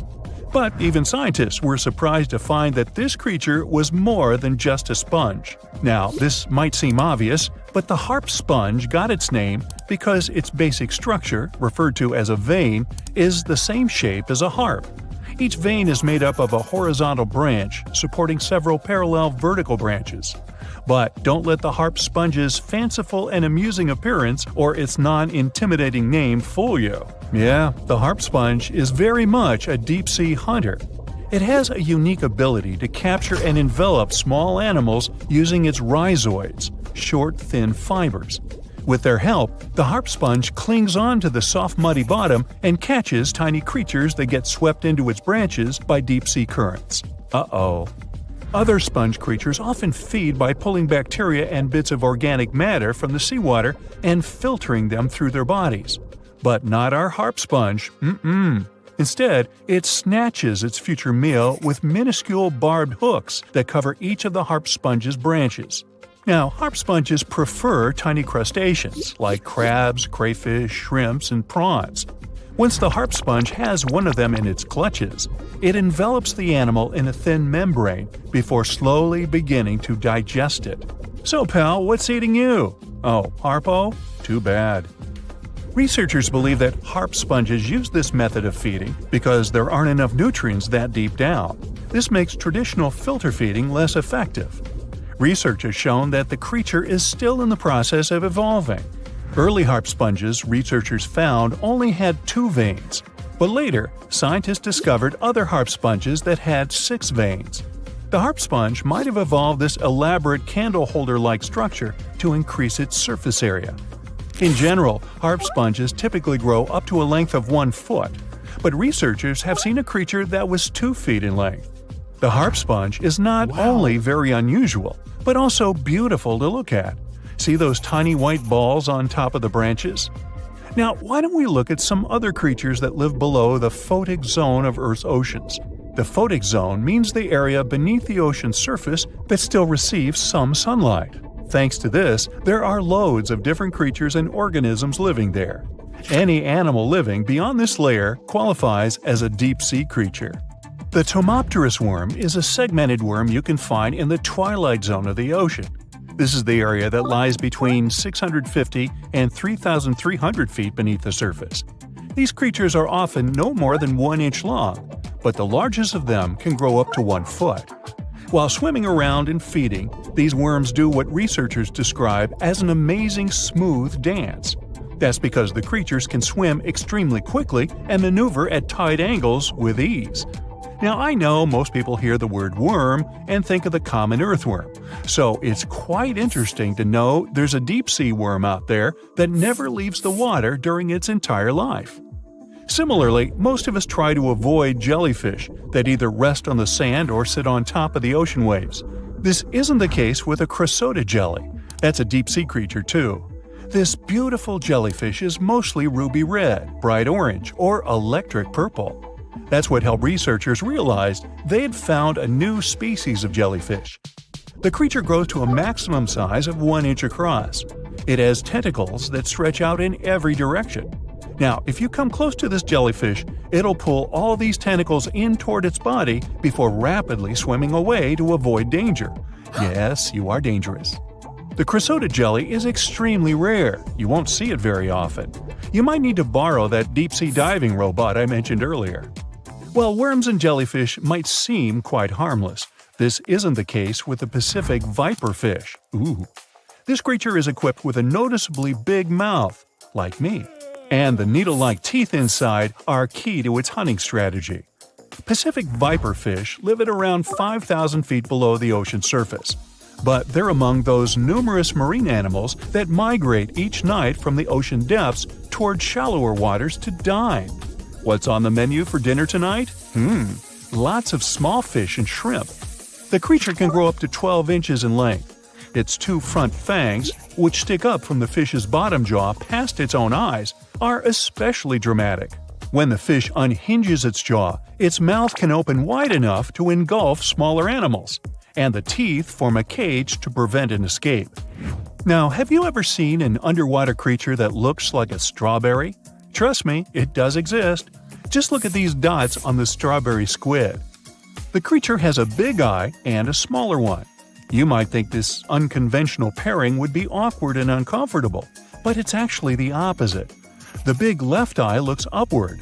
It spots shadows cast by other animals in the dimly lit waters above. The eye's tubular shape helps it collect as much light as possible.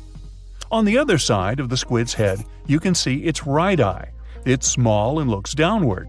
This eye searches for flashes of bioluminescence produced by animals lurking in the darker waters below. Now, bioluminescence means the production and emission of light by living organisms. By the way, the squid has a nickname. And no, it's not Squiggy, although that's a great one. It's known as the cockeyed squid. This is simply due to the remarkable difference in size between its 2 eyes. I think I like Squiggy better, and so it goes. Since light doesn't reach the deep sea, the strawberry squid's body actually looks black. This helps the creature hide from enemies, such as sharks and dolphins. In general, the strawberry squid grows to a length of 5 inches. It typically lives around 3,000 feet below the surface, but floats to shallower waters at night. Now, the feather star is a marine creature without a backbone, but with feather-like arms that radiate from the center of its body. These creatures first appeared around 200 million years ago. Related to sea stars, they look like a flower, but if you approach them, they'll quickly swim away. But not all feather stars can swim. Many species can only crawl along the bottom of the seafloor. Like some of the other deep-sea creatures we've looked at, the feather star can adapt to its surroundings. It has a creepy ability to shed its arms, the same way some lizards can shed their tails. This also helps them escape from their enemies. Feather stars live all across the globe, from the equator to the poles, from the shallow waters on top of reefs to the deep, deep sea. Now, given that we're dealing with mysterious creatures, the name of this one is quite fitting. The swift vampire squid should be the official symbol of life in the deep sea. The animal has a dark red body, huge blue eyes, and a cloak-like web that stretches between its 8 arms. This, along with its name, may suggest that the creature is some form of a terrifying hunter. In reality, though, the vampire squid is a soft-bodied, timid creature, about the size, shape, and color of a football. It grows to roughly 12 inches in length and lives 3,000 feet below the waves. There's almost no oxygen there, but also relatively few predators. Whew, I think I'll need to decompress from this one. It's partly true. Nothing happens if you dip your pinky for a second into the red-hot lead. There is one condition. You need to dip it into the water first. The water between the skin and the metal will evaporate, creating a vapor layer, so it will repel metal for a second. Still, you don't want to perform this stunt. A sandwich before bedtime provokes the appearance of nightmares. Any late-night meal increases metabolism and body temperature. It activates the brain, which leads to not very sweet dreams. Boo! Just kidding. Mosquitoes bite some people more than others. The most delicious humans are those with type O blood. Also, these insects have excellent eyesight. They're attracted to green, black, and red, so before you go camping, check the color of your clothes. Birds are the only surviving dinosaurs. They evolved from theropods, the dinosaurs that ran on 2 legs. Yep, T-Rex is a distant relative of chickens, ostriches, and even hummingbirds. The phone is 10 times dirtier than a toilet handle. Also, beware of office desks, since they have hundreds of times more bacteria per square inch than office toilet seats. Ew. Ants can take over the world. Argentinian ants have built colonies in every part of the planet except Antarctica. Insects from different territories are on good terms and never have conflicts. Each human being is 99.9% empty space, kind of like my brain. Your body, like any other object in the universe, consists of atoms. At the center of the atoms, there's a super small nucleus. If you zoom the atom up to the size of a basketball, you still won't see the core. If it were possible to get all the empty space out of your body, you'd probably be as tiny as a grain of sand. A head of human hair can support from 5 to 8 tons. This weight won't damage individual strands, but the scalp can't withstand such pressure. Hypothetically, you can see the past, for example when you look into the starry sky. When the sun disappears, we see it only after 8 minutes. This is how long it takes for sunlight to reach the Earth. Glass is an amorphous substance, and it violates many laws of physics. It's solid, but if you look at it under a microscope, it looks liquid. In reality, it's neither liquid nor solid. It happens because the heat needed to produce glass changes the way molecules behave. It's like when you iron the clothes and fibers change because of high temperatures. Scientists from Japan played audio recordings for cats to prove they're truly dismissive.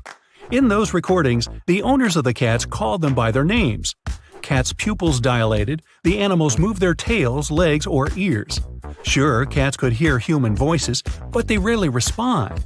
It's all about evolution. Cats came to humans because they were attracted by mice that ate grains. They lived close to people, but were never tamed.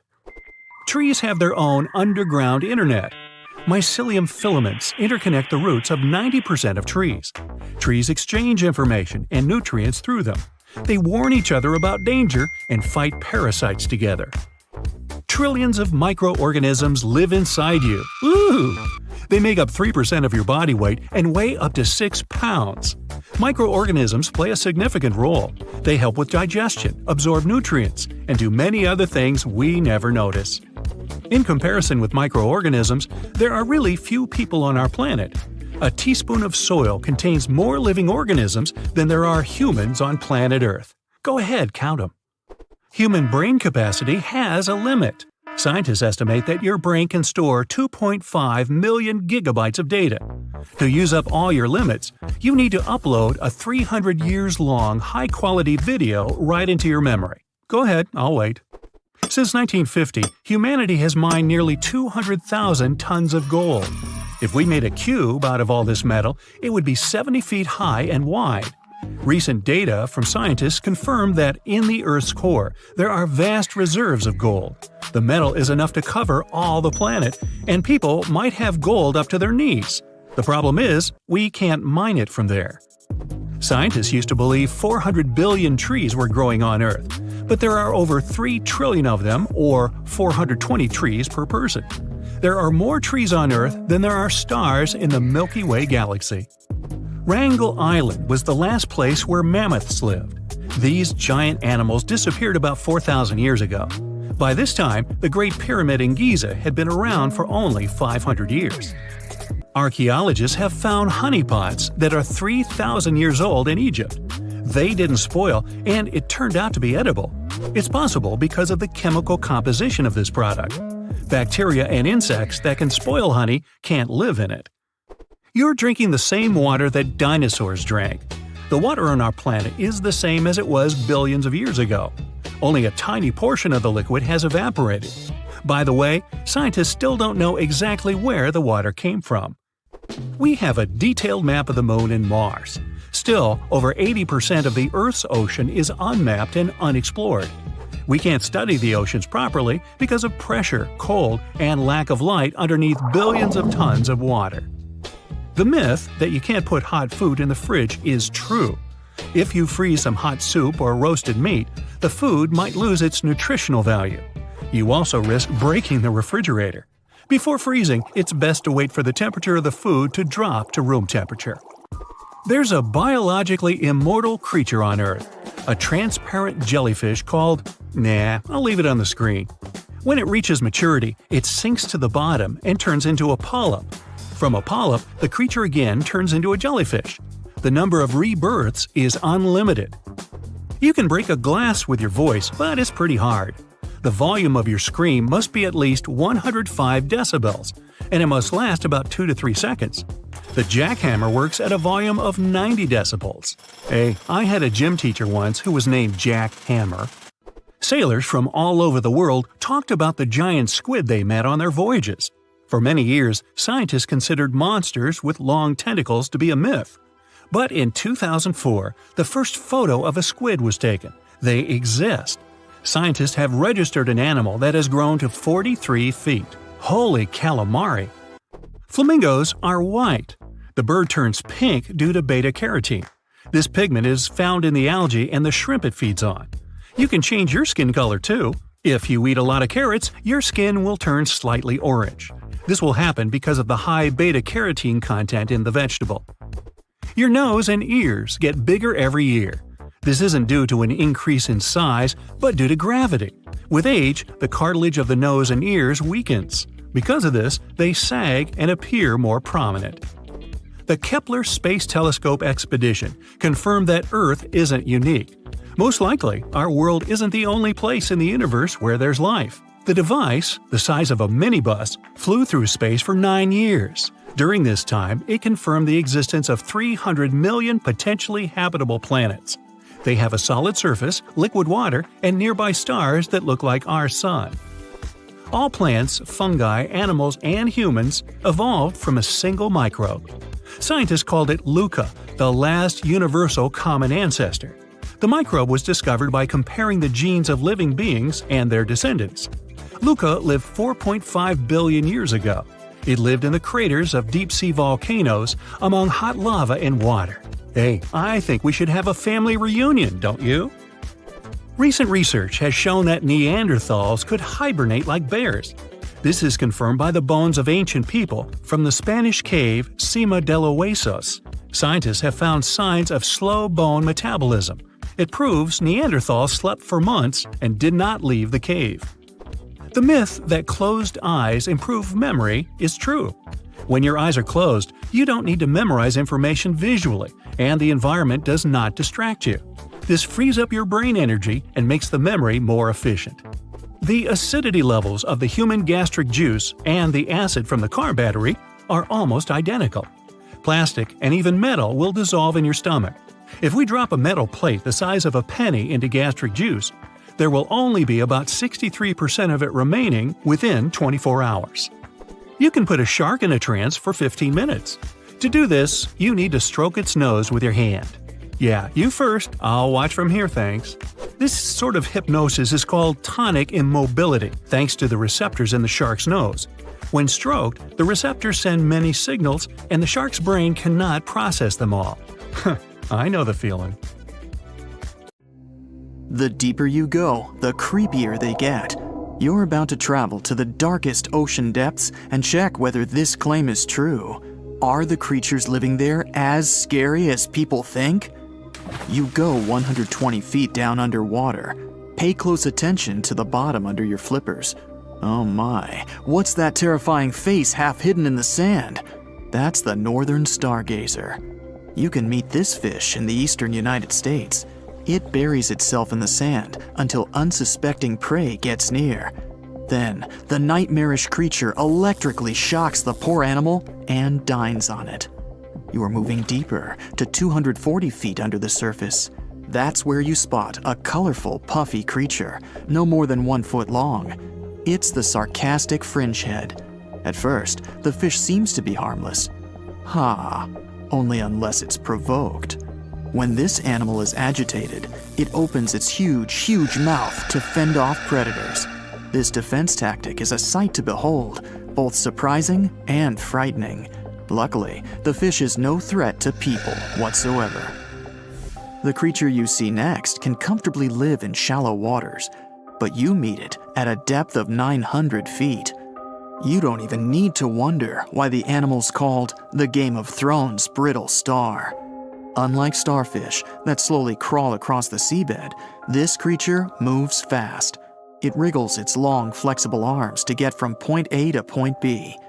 Its body is protected by a hard calcium carbonate shell. Also called snake stars, these creatures are tiny and easily fit in nooks, cracks, and small crevices in rocks. At a much greater depth of 2,000 feet, you come across the giant squid. For a long time, it was thought to be a creature from legends rather than a real animal. The giant squid was first caught on camera in 2001, and it's exactly as big as its name implies. The creature's eyeballs are the size of soccer balls, and the squid itself can weigh up to 600 pounds.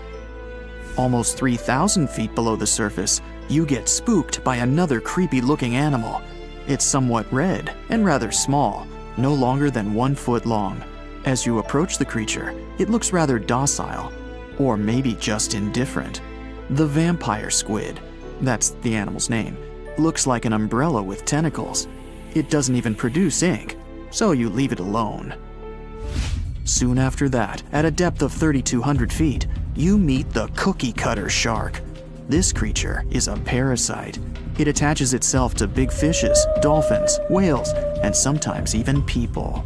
Then, using its neatly arranged serrated teeth, it gouges out cookie-sized pieces of meat.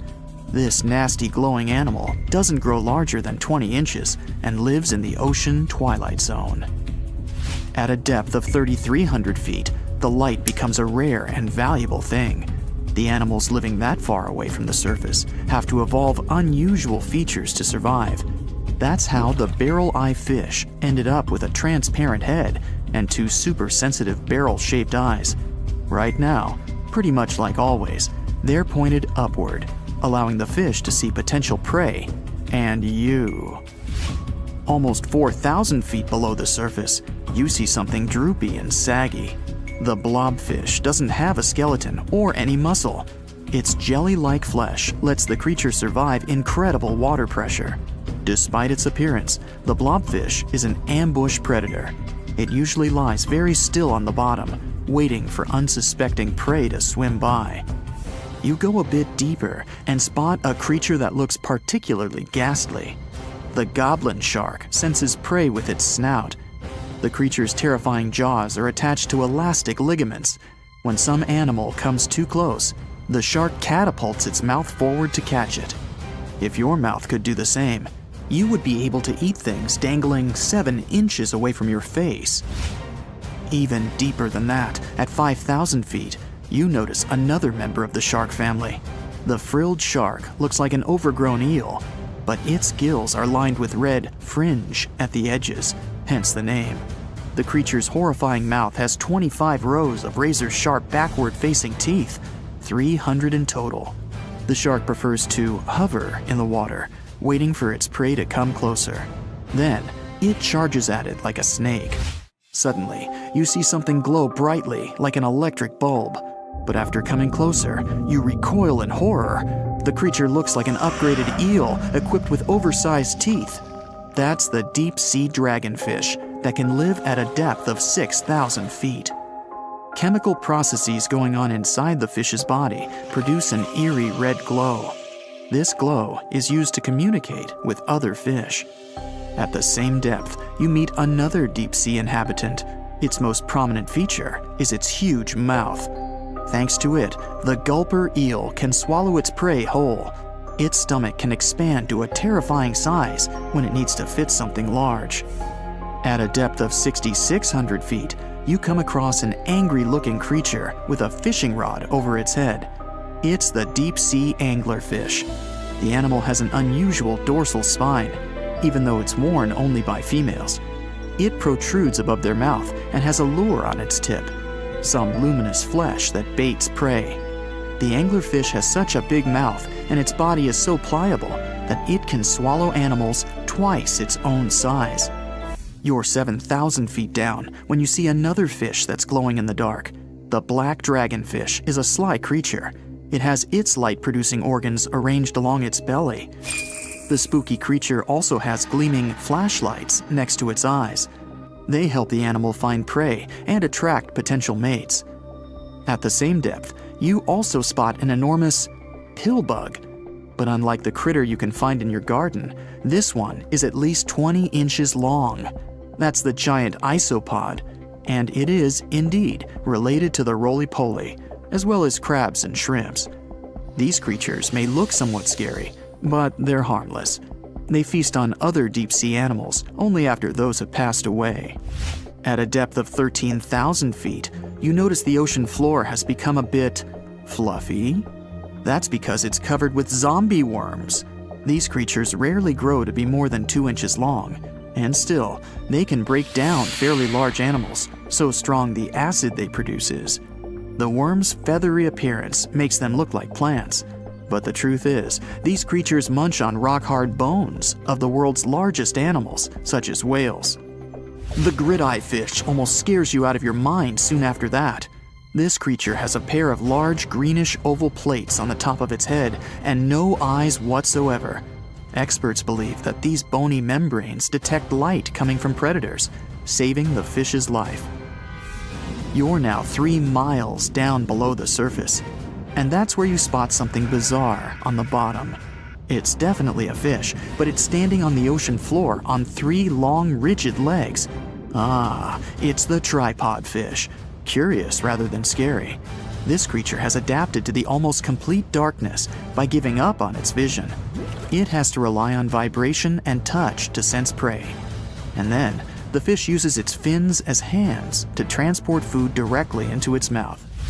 You don't have time to go any deeper before you spot the faceless fish. This slightly off-putting creature has no eyes, and its mouth, smiling a Mona Lisa smile, is underneath its body. For the first time, the faceless cusk, which is the creature's official name, was seen more than a century ago. The next time it happened was only in 2017. Once you've reached a depth of 6 miles below the surface, you see deep-sea cucumbers. These bizarre creatures are much bigger than their shallow water relatives. They spend most of their time on the sea floor. But if they need to escape predators, they are able to swim away. Deep-sea cucumbers have bright purplish coloring, tiny feet, and tentacles that surround their mouths. Cute. The question is, why do these deep-sea creatures look so scary? Life is very different there, at the bottom. Tremendous water pressure, a lack of food, and constant darkness. You have to adapt to survive in such extreme conditions. There are plenty of fish in the sea. Some of them look totally like Nemo or Dory. Then there's the butterfly fish and fancy guppy, which is indeed really fancy. And then there's... what on earth is that? I would definitely not pay for a diving experience to see this guy. The anglerfish has the unofficial title of the ugliest animal in the world, but I wouldn't dare to break that news to it. There are more than 200 species of anglerfish currently swimming somewhere in the gloomy depths of the Atlantic and Antarctic Oceans, up to a mile below the surface. Some of them prefer different living conditions, the shallow tropical environments. Different kinds of anglerfish vary in shape and size, from the famous black sea devil to frogfish, monkfish, footballfish, goosefish, batfish, and sea toad. The larger ones can be half as long as a full-sized bed, but most are less than a foot long. Since the choice of meals where these guys live isn't that huge, they had to come up with a unique hunting strategy. They don't waste their priceless life energy on following prospective prey. Instead, they use a piece of dorsal spine that sticks above their mouths like a fishing pole, hence the name of the fish. There's a sac of bioluminescent bacteria that glows brightly in the dark at the end of that rod. The light lures prey, and all the anglerfish has to do is wait, and then enjoy its lunch delivered right to its mouth. Their bodies are pliable and huge, so they can easily swallow prey twice their size. Deep-sea anglerfish eat whatever they can find. Species that live in more shallow water aren't picky either, and can eat anything from shrimp to snails and small fish. Only female anglerfish have the cool fishing rod feature though. So what about their males? Finding a soulmate deep under the sea isn't that easy. I mean, literally, there's no light down there.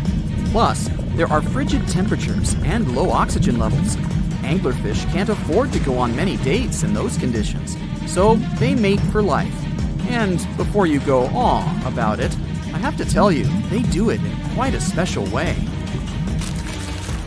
Male anglerfish are much smaller than their ladies. The contrast is so striking that when researchers first got interested in their love life, they thought those males were actually the offspring, or larvae, hanging out next to their moms. Certain anglerfish male species have receptors that alert them that there's a female nearby. After they mate, the male bites into his woman and stays attached to her head, belly, near her tail, and other areas he can access. While they morph together forever, the female fish gets the male's cells, DNA, and reproductive organs, but loses her immune response cells. The male gets free permanent housing and nutrition. Given the current real estate prices, it sounds like a dream. But that accommodation is shared by up to 8 males, and they can't move out if they ever feel like it. You're unlikely to meet this deep-sea fish in real life, but if you meet an anglerfish in your favorite video game, remember that you can easily outswim it and make it kinder to you with tranquilizing arrows. Once you befriend it, the anglerfish can be your scout and help you discover new areas with its bioluminescent pods. Back in the real world, down in the twilight zone of the ocean, about 650 to 3,300 feet down, the anglerfish isn't the only creature you're lucky you'll probably never meet. Many of the locals look like they come straight out of science fiction or horror movies, but that's because they had to adapt to this dark, deep world. I did my best to get you prepared for the creatures you're going to meet, starting with the common fangtooth. They spend most of their lives deep down, but at night, they move toward the surface to snack. These guys are more active than most other deep-sea dwellers. They don't wait for food to come their way, but actually follow it, and then get it with their long, hungry teeth. They don't have a built-in light bulb like the anglerfish, so they've developed a great sense of smell and use as much sunlight as they can get there in the depth to get around. Sometimes, even the shadow of a passing by prospective prey is enough for them to switch to action mode. And though they don't look too charming, they're completely harmless to humans if you ever run into one of these guys. Stoplight Loosejaw sounds like a great name for an alternative band, but it's actually another deep-sea resident with sneaky hunting habits. It has special light-producing photophores under each eye. They emit green and red light like a stoplight, hence the name of the fish. Unlike other fish, these guys hardly ever leave the twilight and midnight zones. Their lower jaw is a quarter of the total body length, and the stoplight keeps it open all the time, hoping to get some lunch. It looks like a ferocious predator, but mostly prefers zooplankton with an occasional dessert of shrimp, krill, and fish. I'm sure you didn't expect to meet a hybrid of an eel and a bird, but here it is! The slender snipe eel has a beak, much like that of a bird, with curving tips. The beak is equipped with tiny hooked teeth that the eels use to catch the antennae of delicious shrimp. And it sure is slender, stretching up to 5 feet and weighing only a few ounces. Scientists don't know all of this guy's secrets, since it's pretty tricky to study in their natural habitat. But it looks like they only produce offspring once in a lifetime, and then pass away. Glass squids like to take it easy in life, and literally go with the flow. They're filled with a solution which is lighter than water, so they don't have to make any effort to move around the deep sea, looking for food and partners. These creatures are transparent, so they blend into any landscape and don't even cast a shadow while moving. Talk about a great survival tactic. If danger finds it anyway, it can transform into a lumpy ball, pushing its head and tentacles into its mantle cavity. It can also release ink into the mantle and go from transparent to black. The same ink can protect it against hungry whales and seabirds. Another tactic they use to scare off predators is to activate their light-emitting organs around their eyes. I'm getting hungry. Maybe I can snack on this sea cucumber. Ouch, it's moving! So I guess it doesn't belong in a salad after all. These soft-bodied fellows live in all parts of the ocean, from shallow waters to the deep underwater world. Most of them slowly move around with their tiny feet, but some crawl around by flexing their bodies. Sea cucumbers can shed their internal organs when there's a predator approaching. Those sticky organs distract the intruder, and the happy cucumber moves on and just grows the organs back. What's that glistening in the distance? Looks like someone dropped gems in the water. That's a sea sapphire, also known as the most beautiful animal you've never seen. Some males of this type of copepod can change color from deep blue to purple, red, or gold. 1 second later, it's gone. And it's back, shimmering bright. The secret to this magic is that their bodies are transparent and reflect light differently at certain angles. It looks like it's their way of communicating between each other and attracting mates. Female sea sapphires don't have the same superpower, but their eyes are bigger compared to males, probably to spot them from a distance. Males roam wild and free, and their ladies stay in the crystal palaces of strange barrel-shaped jellies called salps. The stonefish. Stonefish aren't going to win any beauty contests, unless the pageant is for best rock look-alike. Their tiny unreflective eyes and rough skin blend in perfectly with their environment. A large head, an even bigger mouth, and a home full of, it's rocks. And just because you're on the beach doesn't mean you're safe. Stonefish can survive for 24 hours out of the water. Stepping on one, or even handling one, won't be that fun. Their dorsal fin spines have extremely strong venom. It shoots out when they get stepped on, and it can lead to paralysis or even heart failure. You'll need help fast. No wonder they're one of the most dangerous creatures in the water, or anywhere. Be careful when scrambling around rocky areas. They love to play hide and seek. The deep sea dragonfish. If there were a prize for the most hideous fish in the ocean, the deep sea dragonfish would win. With slimy, scaleless skin, massive teeth, and a face only a mother could love, this bad boy of the sea is nothing to mess with. It likes to swim between 700 feet and 6,000 feet below the surface of the ocean, where the waters are the darkest and coldest. Along with some other creatures on this list, the deep sea dragonfish relies on its bioluminescent body parts to catch prey. It also uses its hanging appendage, which boasts a little red light on the end, coming out from its lower jaw. Many fish mistake this little light for prey, luring them right into the jaws of the deep-sea dragonfish. Very clever dragonfish.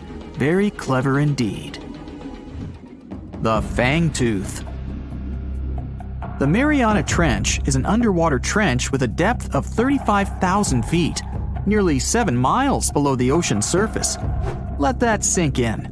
While scientists know the Mariana Trench exists, it's one of the least explored places on Earth. It's also the deepest area of Earth's oceans. And although many creatures down there probably haven't even been seen by humans yet, scientists have had the creepy pleasure of getting to know the fangtooth. The fangtooth fish shamelessly lives up to its name. Just look at that thing.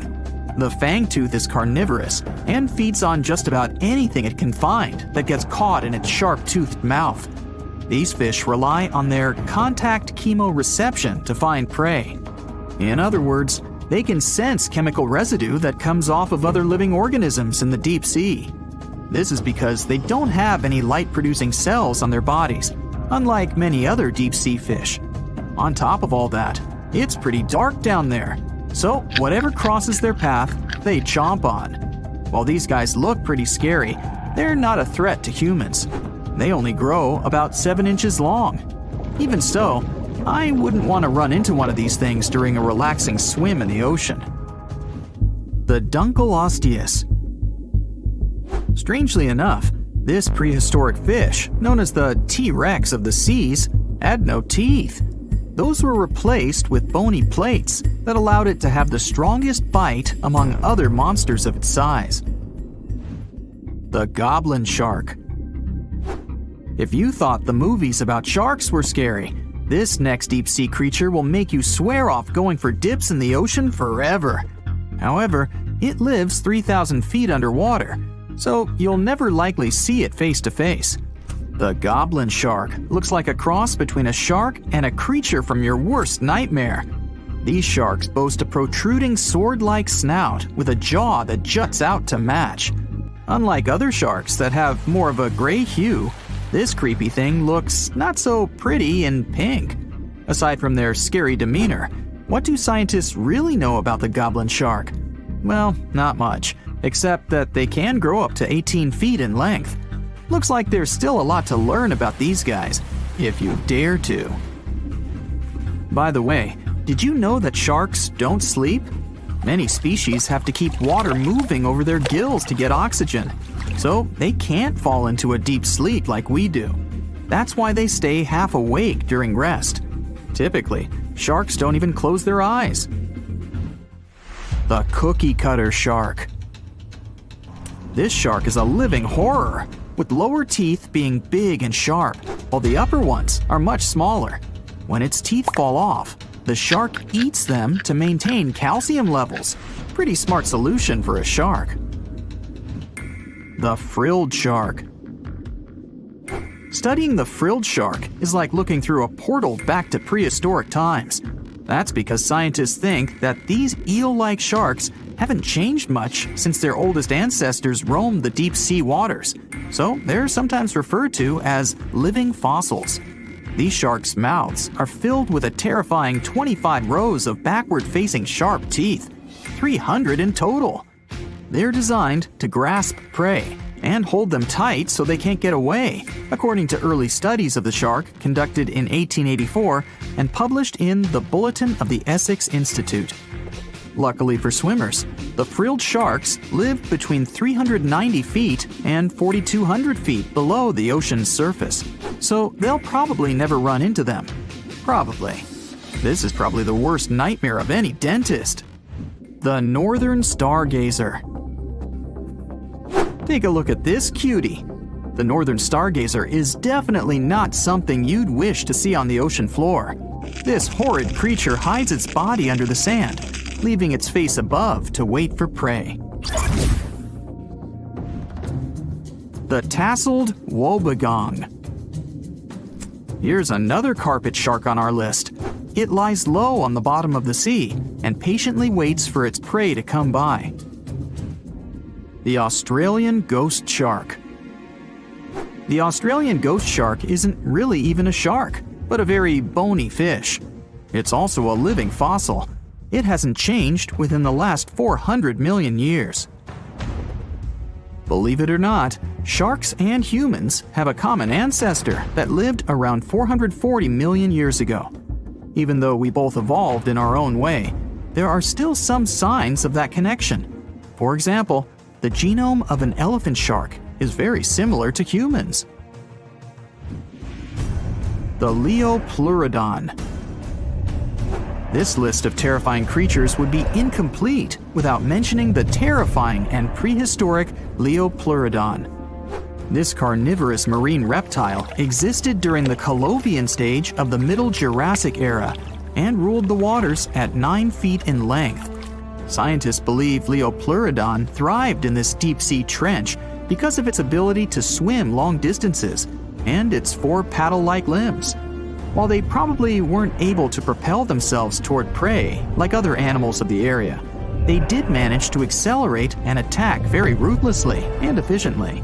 Additionally, they relied on their long snouts to smell prey, which leads scientists to believe they didn't rely on sight for hunting. This means they could have thrived in the dark Mariana Trench. Around 150 million years ago, Leopleurodon became extinct due to competition for prey against other thriving marine reptiles. And I think I speak for all of us when I say, thank goodness for that. Considering that scientists have only explored 5% of the ocean floor and found some of the scariest sea creatures imaginable, one can only dream of what other animals reside in the deep sea waters. Perhaps it's best to keep them in your imagination. Am I right? The megamouth shark. This shark is a filter feeder, and it's friendly to humans, although its huge mouth can look quite threatening. Like basking sharks, it swims with its mouth constantly wide open, as if it were on Twitter. The gulper eel. This deep-sea eel has an easily distended belly that allows it to swallow prey twice its size in a single monstrous bite. They have very unusual jaw shapes and can reach about 2 to 3 feet in length. Do you see that large log near the ocean floor? Maybe it's part of an old ship. Treasure, gold, diamonds, I'm rich! Well, as you get closer, you notice something. It's swimming! It's not a shark or a dolphin, it's a saltwater crocodile. Now don't panic. If you bump into one of these reptiles in the sea, it's unlikely it'll think of you as food. Crocodiles have a special valve in their throat that stops them from drowning underwater, but that doesn't mean they can't bite. Usually, they're heading to a nearby island, and the quickest way there is to body surf. They can't really take the ferry, you know. Watching one from a distance should be okay. Just don't swim to shore right away. They love to ambush their lunch in shallow water. If there's one time I'd want to see a great white shark, it's when I'm diving with crocodiles. They'll gladly take a crocodile-sized nibble, given the right motivation.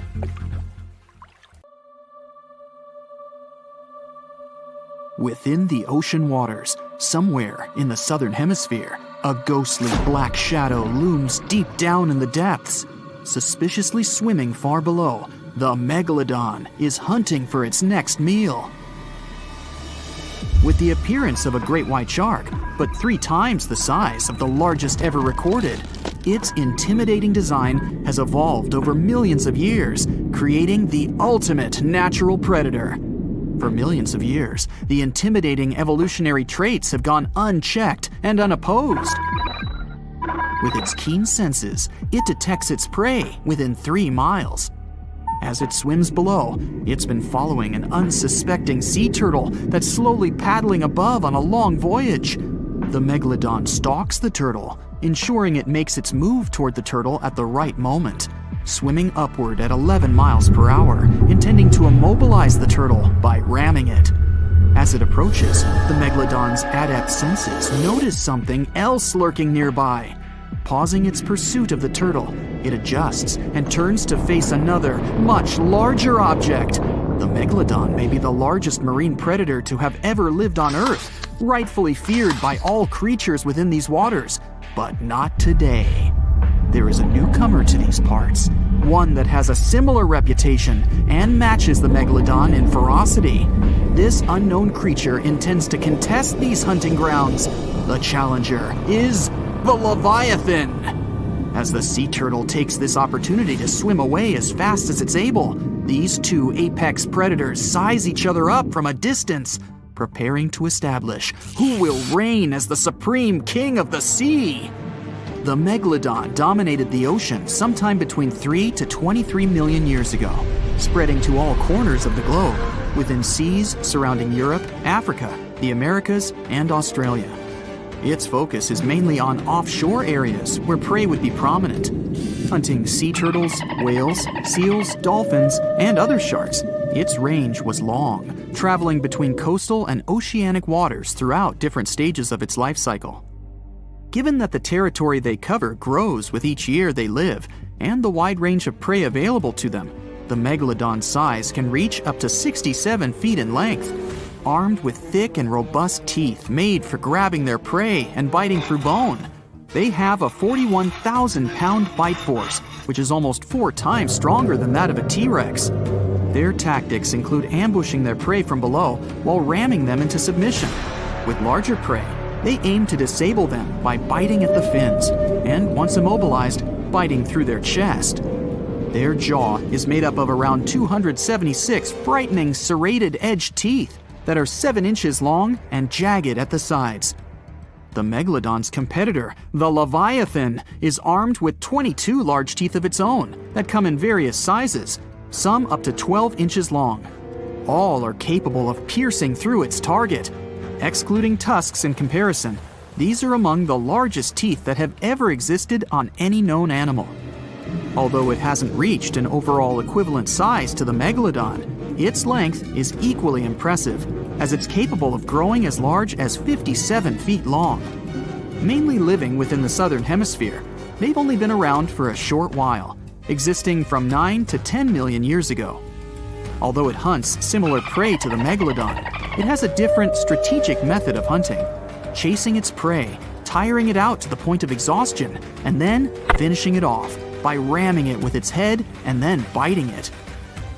It also has a more adaptive trait in its arsenal, its much larger brain. Being a warm-blooded mammal, it possesses superior intelligence, ensuring quicker thinking, with the ability to change its tactics at crucial moments. The megalodon acts on sheer instinct, and that has worked consistently for the past few million years. But will it work now? Although there are millions of years of difference between when these two behemoths existed and patrolled the seas, they shared a short period of time in history. But when they did overlap one another's territory, they created some of the most epic conflicts that have ever been had on Earth. This megalodon's turf has never been in contention until now. As the Leviathan approaches, observing the much larger megalodon, it's hesitant to make the first move, as generally, anything that it has come across before attempts to escape immediately, causing a chase to begin. The megalodon, however, never flees. The megalodon's instincts ensure it will act overconfident, and, as expected, it makes the first move. It swims at full speed, gliding through the water, aiming to ram the Leviathan. The Leviathan has no other choice but to do the same, rather than turning to flee and leaving itself unprotected. The two aquatic giants slice through the water on their way to meet fin to fin. The megalodon is puzzled that its foe is not turning tail to swim away, but it continues, as it has no reason to doubt victory from this tried and true tactic that has never failed before. As the megalodon approaches, it quickly turns to swim downward. It's faster and more agile than its opponent. It maneuvers below, gaining some distance. The Leviathan moves much slower and is unable to turn in time as the megalodon veers upward and rams it on its soft underbelly, attempting to force it into submission. There is little effect due to its size, and the Leviathan continues to turn, but it's far too slow as it attempts to bite with a desperate hope to grasp its attacker with its powerful jaws. The megalodon easily swims away from its toothy trap, quickly retaliating by taking aim at the tail and fins, chipping away at little pieces as it bites, then quickly retreats, continuing this routine over and over, trying to disable the Leviathan's defenses. This tactic is effective, but it's taxing on the megalodon as it's running out of energy. Still, it pushes hard to try and finish the hunt, using all the energy at its disposal, expecting that the struggle will not go on much longer. The Leviathan is outmatched. The speed of its combatant is far superior, and the constant chipping away at the fins and tail is becoming too costly. Upon realizing its abilities are surpassed and that it's helpless to resist the constant array of attacks, it attempts to swim away, maneuvering as it flees, desperately trying to obtain some distance from its aggressor. The megalodon follows the Leviathan during its attempted escape, realizing this is a prime opportunity to finish the job. The Leviathan swipes its large tail as it swims, trying to repel any further attacks from the Megalodon. It hits the Megalodon and stops it in its path with every advance. As the Leviathan continues to swim away, it sustains energy with ease. The Megalodon, on the other hand, is quickly running out. The Leviathan's strategy is working as it continues to swim at a relaxed pace. The Megalodon eventually runs out of energy, unable to continue at the same pace. But its instinctual arrogance won't let go. In its evolution, it has never really needed to develop the ability to flee. There has never been a reason for it. Over millions of years, it's never been outmatched, but that is all changing now. As they press on, it's clear that this is a contest between a marathon swimmer and a sprinter. The Leviathan continues to conserve its energy wisely, while the Megalodon, starved of energy, continues to pursue, becoming slower with every flick of its tail, to the point that it's unable to maintain the chase. Upon realizing its foe is exhausted, the Leviathan turns toward the Megalodon. Now, with dominant speed and maneuverability, it spreads its massive jaws, grasping the Megalodon's spine, ending the struggle and ensuring its victory. The challenger, the Leviathan, is a novice in comparison to the ancient Megalodon, but thanks to evolution, it ensured its eventual victory. This guaranteed its reign as the top predator, and arguably the greatest predator to have existed on Earth. Unfortunately, it would only be a short reign. No, there wouldn't be a larger or more superior foe to take the mantle. The world would begin to change. The Earth would soon go through a cooling trend, which would cause the main prey of the Leviathan to go extinct. And without a food source to sustain this hulking beast, it was unable to continue.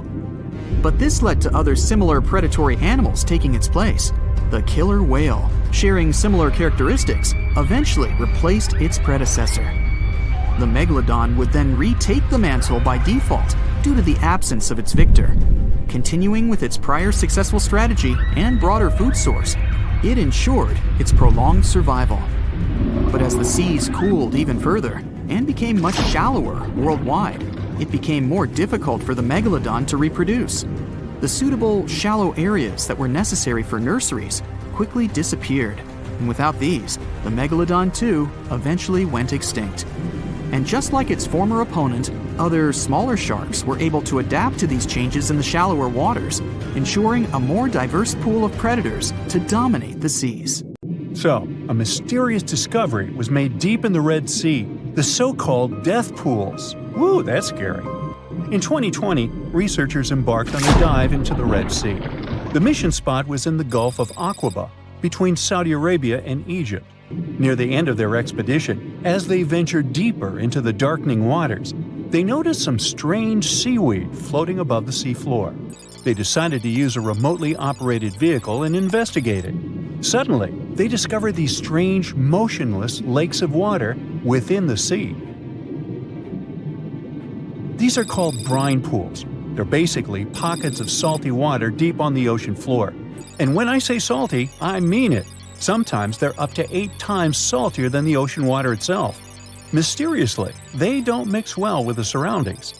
They formed millions of years ago, sometime during the Miocene epoch, back when weird creatures roamed the earth, like me, and deeply buried mineral deposits dissolved into the water. The largest pool spans about 170,000 square feet. Meanwhile, 3 smaller ones are under 107 square feet each. At first, this discovery didn't seem that scary. But here's why they're so horrifying. Not only are they disgustingly salty, they also lack oxygen. Now hold on a sec, isn't that normal for something that's underwater? Well, it turns out the Earth's waters are full of oxygen, and at least half of this element on our planet comes from the oceans. Just like plants on land, marine plants such as phytoplankton, seaweed, and algae munch on sunlight and produce oxygen through photosynthesis. They release lots of it into the surroundings. Marine life then eats half of it, so only about a quarter of the oxygen that we breathe actually comes from the oceans. Just like us, sea creatures need this element to survive. Without it, they can't breathe and support their metabolism to live. That's why these pools are super dangerous for most of them. It's like a puddle of thick syrup for bugs. When they get in, the poor things immediately suffocate and pass away. Which is why the pools are surrounded by a graveyard of marine animals. But let's see how these things can exist in the first place. Have you ever tried making ice cubes from salty water? Spoiler, it's pretty hard. When you add salt, the water gets harder than usual to freeze, a phenomenon that has a funny name, freezing point depression. Oh, that's because salt interferes with the hydrogen bonds between water molecules. As it finally freezes, stuff like particles, dirt, or dissolved salts get pushed out to the sides. As a result, the salt's kind of squeezed out of the ice crystals and gets trapped near the edges in small bubbles or pockets. Something similar happens in the ocean when seawater starts freezing under super cold polar caps. The salt doesn't freeze with the water. Instead, it gets pushed out, forming a super salty cold liquid, the brine. And then it sinks down to the ocean floor. On a large scale, all this process also helps currents to form. Despite being so dangerous, the pools are still full of microbial life because microbes couldn't care less, they'll survive anywhere. There are literally thick mats of them in the brines. There are also some salt-loving creatures, like shrimps and eels, hovering around the pool's edges. They're being super creepy, waiting to catch unsuspecting prey that ventures too close to the toxic death pool. Ew. Well, it sounds icky, I know. But this discovery gives us some fascinating insights into how life might have originated on Earth.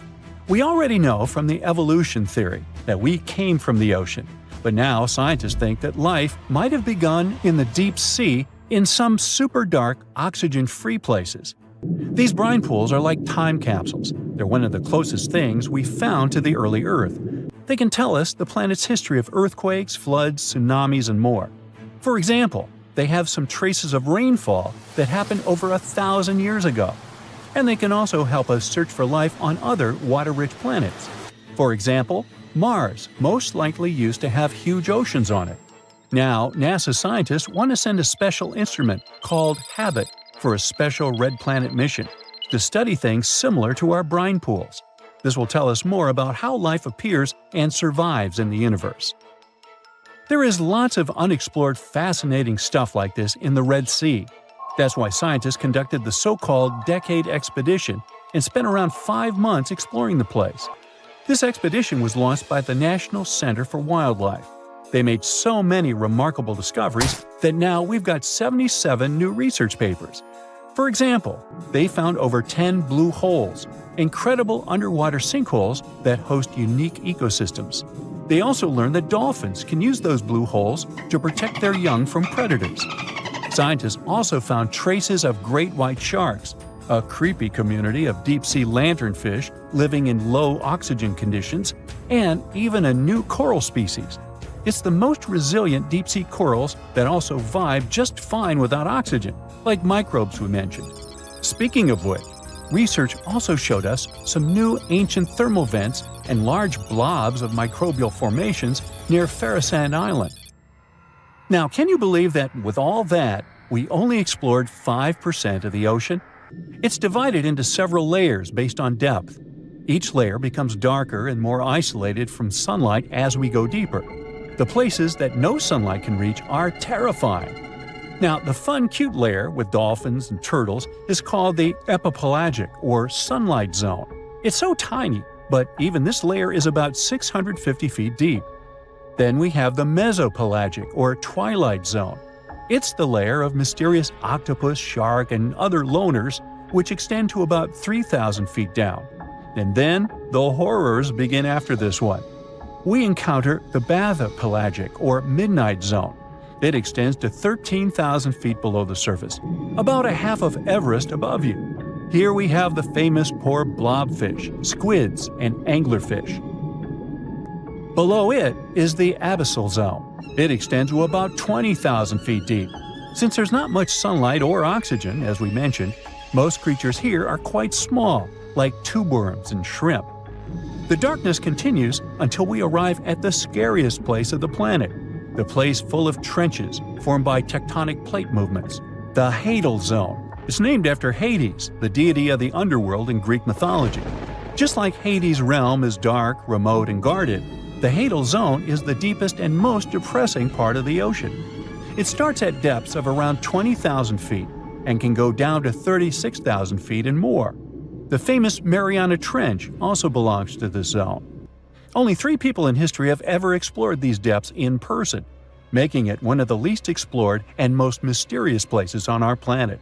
However, despite crazy high pressure, near freezing temperatures, and complete darkness, there are still things who manage to survive here. Guys like amphipods, which are critters who feed on dead material sinking from above, and the hadal snailfish, which lives as deep as 27,000 feet. So scientists used to assume that if there's no sunlight, there wouldn't be that much oxygen around. But one day, a research team decided to measure the levels of oxygen in one of those deep zones. Surprisingly, the levels were super high. They checked the equipment thinking that it was malfunctioning, but nope, all the sensors showed the same thing. Turns out the oxygen was somehow generated by rocks. These small potato-sized rocks on the seafloor are called polymetallic nodules. They're rich in metals like copper, nickel, and cobalt, and they're basically like small batteries. When you put a battery in salt water, it can produce bubbles of gas, a process called electrolysis. In the same way, these rocks create tiny electric currents, which are powerful enough to produce the same gases, splitting water molecules into hydrogen and oxygen. It's the first time we saw oxygen being produced by some non-living minerals. This is what scientists now call dark oxygen. It turned out that about half of large marine species, or megafauna, were living just on dark oxygen alone. All these discoveries are reshaping our understanding of where and how life could evolve.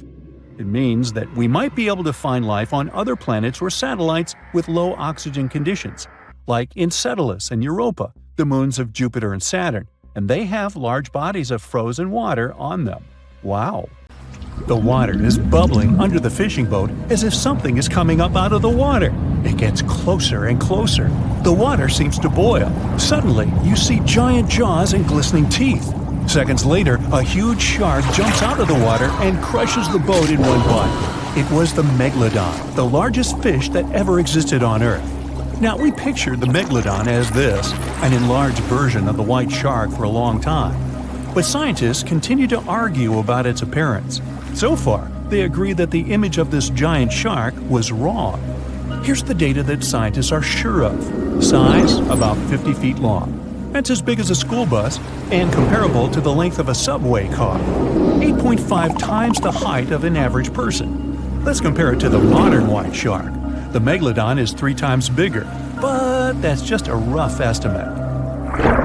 We don't have a fully preserved skeleton of the Megalodon. That's because it didn't have any bones, but cartilage. Not much of that left in the 3.6 million years since the Megalodons went extinct. All that survived were teeth and a few vertebrae. By comparison, dinosaurs went extinct about 66 million years ago. But their solid bones are perfectly preserved, and we have many different examples of their skeletons. Scientists have calculated the size of a megalodon based on its teeth and jaw. Now, this is one tooth. It's about 7 inches long, bigger than the palm of your hand, and 3 times the size of a modern white shark's teeth. The megalodon jaw was 6 feet wide and chalked up 5 rows of teeth, a total of 276 razor-sharp chompers. The other preserved remains are the vertebral column. It consists of 150 vertebrae, each 6 inches wide. They contain much calcium because, well, megalodon love fresh cold milk. Nah, it's because the vertebrae had to withstand the enormous mass of a giant shark. Based on those fossils, scientists created a model and calculated only the approximate size of the megalodon. But it could hardly have been any bigger. It's all about breathing. The bigger the fish, the more oxygen it needs, which means a larger gill area. That's the organ that filters the water and collects oxygen. If the megalodon were any larger, it would have trouble breathing. So, scientists believe that 50 feet is the maximum size of an individual. On average, they were a few feet smaller. Whew. Now, let's talk weight. On average, one megalodon weighed about 30 to 35 tons. By comparison, a white shark weighs 1 ton, which is 30 times less. Hey, trust me. A school bus is 4 times lighter at 7.5 tons. The weight of a megalodon can be compared to an empty Boeing 737. But the modern blue whale beats the megalodon in size and weight. 98 feet long versus 50, almost twice as long. Blue whale's weight is about 180 tons. That's like 6 megalodons or 6 passenger planes, or like 33 adult elephants. Hey, don't you love the comparisons? Now, about the appearance of the megalodon. Scientists believe it didn't look like a white shark. The megalodon belongs to a different fish family and most likely looked like a giant sand tiger shark. Flattened snout, small eyes. Its dorsal fin is moved backwards. The sand shark has 2 dorsal fins about the same size. The coloration is light brown with a white belly. It may have had brown-red spots like a sand shark all over its body. We used to think of the megalodon as something scary from the first finds of its fossils. That was back in the Renaissance era. People found some teeth in the rocks. At first, these teeth were thought to be the tongues of dragons or snakes. And here's the first drawing of what the owner of these teeth supposedly looked like. A massive snout with a scary nose and a bunch of razor-sharp teeth. We also have the evidence that megalodons were brutal hunters, kings of the food chain. The first combat tool in their arsenal was the battering ram. The megalodon was a slow swimmer, though. It could only accelerate up to 11 miles per hour. In comparison, the modern white shark can reach 35 miles per hour in a dash for its meal. The fastest human swimmer could only go 6 miles per hour. Well, good luck with that. But the megalodon had incredible mass. Though slow, its battering ram had tremendous power. The megalodon would take its prey by surprise. It had only one chance to hit it. If it missed, it would take too long for a second round. The maneuverability of the megalodon was comparable to a large truck. But if the ram was successful, the prey was stunned and couldn't move. At this point, the megalodon aimed at vulnerable spots, like the fins and tail of the prey. Scientists have found many ancient whale remains with megalodon tooth marks. It turned out that the giant shark knew where its prey's vital organs were located and could strike at them. When the prey was immobilized, the megalodon bared its teeth. An adult person could easily fit into its open jaw at full height. And according to various estimates, the bite force of the megalodon was almost 11 tons. Now imagine the weight of 3 SUVs concentrated at the tip of a sharp tooth. That's 9 times the power of the largest white shark bite, and 6 times the power of the modern record holder for biting, the saltwater crocodile. Here, look at a map of where the remains of the megalodon were found. South and North America, Europe, Asia, Australia. It was the master of all seas and was comfortable anywhere on our planet. We've even found some remains of the giant shark in freshwater sediments.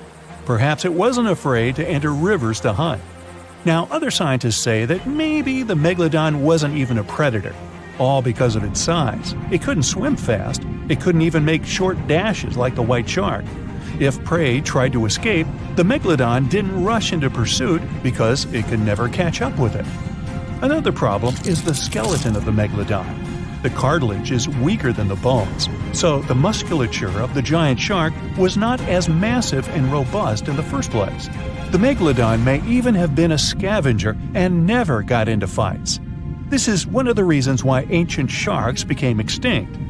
Megalodons like shallow, warm waters, with temperatures ranging from 53 degrees Fahrenheit. But over 3 million years ago, the climate turned colder. This deprived the megalodons of territories and plenty of food. The primitive whales that had been the main diet of the giant sharks began to disappear. Faster predators took the remnants of food. The megalodon started to starve. In evolution, a new player entered the field, the toothed whales, ancestors of the modern killer whales. They lived in packs and had bigger brains than the megalodon. So, over time, they started to compete with the megalodon. They took advantage of its clumsiness. A group of killer whales could easily win a competition against a giant shark. Many scientists believe this was the reason for the disappearance of the largest shark in the world. But there are theories that the megalodon is still alive and roaming the dark waters of our planet. Several Australian fishers have allegedly encountered a shark of incredible size, but no one can confirm these testimonies. Fans of this theory believe that giant sharks can hide in deep waters away from human eyes. In the Mariana Trench, for example, it's the deepest place on our planet. It's deeper than if you stuck Mount Everest in the water, and we've even found the teeth of a megalodon there. But science says that such a giant shark couldn't live in the Mariana Trench for many reasons. One, it's too cold. The megalodon was probably a cold-blooded fish, so it had to use the warmth of its environment to survive. But the water in the Mariana Trench is cold, about 40 degrees Fahrenheit. That's because the deeper down, the less sunlight gets in there. The second reason is pressure. Every 30 feet deep increases the pressure by 1 atmosphere. That is, at the depth of 100 feet, the water presses you 3 times harder than you would feel it at the surface. The weak muscles and cartilage of the megalodon wouldn't allow it to dive too deep into the Mariana Trench. And, most importantly, food. The farther from the ocean's surface, the fewer living organisms. Megalodons used to eat primitive whales, ranging from 10 to 20 feet. Small fish only inhabit the Mariana Trench. A megalodon would never be able to catch one. And, judging by its size, all the megalodon did was eat and then look for food again. Compare its weight to that of a human. The average human should get about 2,000 calories a day with an average weight of about 180 pounds. The megalodon weighed 470 times that and needed many more calories. So, even all the fish inhabiting the Mariana Trench could hardly feed a megalodon for even a few days. So, all these theories, of course, are not true. But still, it's just smart to be careful out there. Know what I mean? Wanna high-five a sea creature? Well, put your hand up for the Tasmanian red handfish. This fish doesn't swim like a fish. It walks. It uses its flipper-like hands to stroll around on the ocean floor. These bottom walkers are disturbed by swimmers and boats a lot. Some people even want to take them home as pets. I think it's better to just give them a wave and swim on by. The vampire squid. Its species name is Paracetus infernalis, which translates to vampire squid from hell. Oh yes, this vampire squid means to terrify everyone with its name, its dark red color, its spikes at the bottom, and the scary fact that it can basically turn itself inside out. The vampire squid loves putting on a good show, but it's as harmless as a kitten is to humans. It's as if Dracula scared the pants off you, but he didn't have blood-sucking fangs. The vampire squid feeds on food particles from plants and animal matter floating near the ocean's surface. Since they're not predators, they need good defensive strategies, and their vampiric look is designed to ward off large creatures who want to eat them. Turning themselves inside out is a defensive mechanism since the spiky areas in the inner skin are more intimidating. They also shoot out a substance that does not have color, but is packed with bioluminescent particles to distract predators. The vaquita. Going out on a boat off the coast of Mexico sounds like the perfect vacation. The sun, the blue water, the most endangered sea creature. Wait, what? The vaquita isn't dangerous, but don't expect it to stick around to say hello or sign any autographs. It's incredibly shy. This little cow, that's what it means in Spanish, is one tiny sea mammal. With those black markings around its eyes, it looks more like a sea panda to me. Seeing one should make you feel very special. They're on the brink of extinction, mostly because they got caught by accident in fishing nets. It's estimated that there's only 10 left in the wild. The blue dragon. This little creature looks like something out of a kid's fantasy movie. It's called the blue glaucus, casually referred to as the blue dragon or blue angel. It can be found in many places, the Atlantic, Pacific, and Indian Oceans. It's kind of a mollusk and it only grows to be about an inch long. What you think is the back is actually the mollusk's bright underbelly. It regularly floats on its back so that its blue colors help it camouflage with the water's waves. The blue dragon isn't just pretty, it's also smart. It usually feasts on Portuguese man-o'-wars, also known as Physalia physalis. The blue dragon stores their stinging cells for later use, in essence, stealing their defensive mechanisms. When the blue dragon is threatened, it releases those stinging cells it stored, directing them at an enemy to sting them with more power than the Portuguese man-o'-war would have been capable of. As they can store a huge amount of stinging cells, they can be a threat to humans. So, if you find one, don't pick it up. It's best to admire it from a distance. The barrel-eye fish. If you ever wanted to have Superman's X-ray vision, looking at the barrel-eye fish will make you feel like you gained that superpower at some point in your life without even realizing it. The barrel eye has a transparent head, so you can see how their eyes and brain look inside. This magnificent creature lives in the deep sea. This is the lowest level of the ocean, where strange creatures roam in near-freezing temperatures and constant darkness. They're exposed to water's pressure that's almost 1,000 times that of the surface. If the idea of the deep sea sends a shiver down your spine, stay tuned to learn about another of its creatures later on. The barrel-eye fish can be found in the Atlantic, Pacific, and Indian Oceans. You might be wondering, why oh why would a fish have a see-through head? And that would be a fair question. Since the species was discovered in 1939, it was believed that the fish's eyes were set to see straight ahead and couldn't move. So it was assumed that they had tunnel vision. Scientists Bruce Robinson and Kim Reisenbichler from the Monterey Bay Aquarium Research Institute recently discovered that the fish can move its eyes vertically to see through the top of its translucent head, thus noticing if there are predators or prey nearby. The transparent head also allows more light to enter so they can detect prey better. It's believed that the barrel-eye fish eats jellyfish and small fish species. If you dive in the ocean at night, you might be lucky enough to see how orange ball corallomorph blooms in the dark. But make sure to be quick because as soon as you turn on your flashlight to take a good look, it will retract its tubes back into itself. The Megalodon. The whale shark isn't the biggest shark known to humans. If the entire shark species were a kingdom, the prehistoric Megalodon would be the ruler of the sea. Megalodon roamed the ocean a long time ago. About 15.9 to 2.6 million years back between the early Miocene and late Pliocene eras. While they've long been extinct, people are still amazed to learn about these gigantic sea beasts. Megalodon could reach anywhere between 45 feet to 60 feet in length with jaws more than 6 feet wide. A fossil of a tooth that once belonged to a megalodon measured at 7 inches. Needless to say, I'm pretty stoked that these guys have long been extinct. But there's still some adventurers out there hoping to meet this monster one day. The Dumbo Octopus. This adorable creature, or creepy creature, or however you want to see it, is officially called Grimpoteuthis. More casually, it's referred to as the Dumbo octopus, named after the Disney character. Though Dumbo, the elephant, not the octopus, was teased for his big ears, it's highly unlikely that this adorable octopus gets teased by its water neighbors. They are the deepest living octopuses, living in the deep sea, and you know how scary that place is. They're only about 8 inches tall and spend their days hovering just above the seafloor eating snails, worms, and other food they find in the current or near ocean vents. There are nearly 17 species of Dumbo octopus, and they all have differences in height, color, and body parts. If you can't get enough strange animals, you'll be glad to learn that the deep sea has barely been explored by humans. So keep an eye out. There are bound to be more fascinating animals discovered in the deep in the future. The sea angel.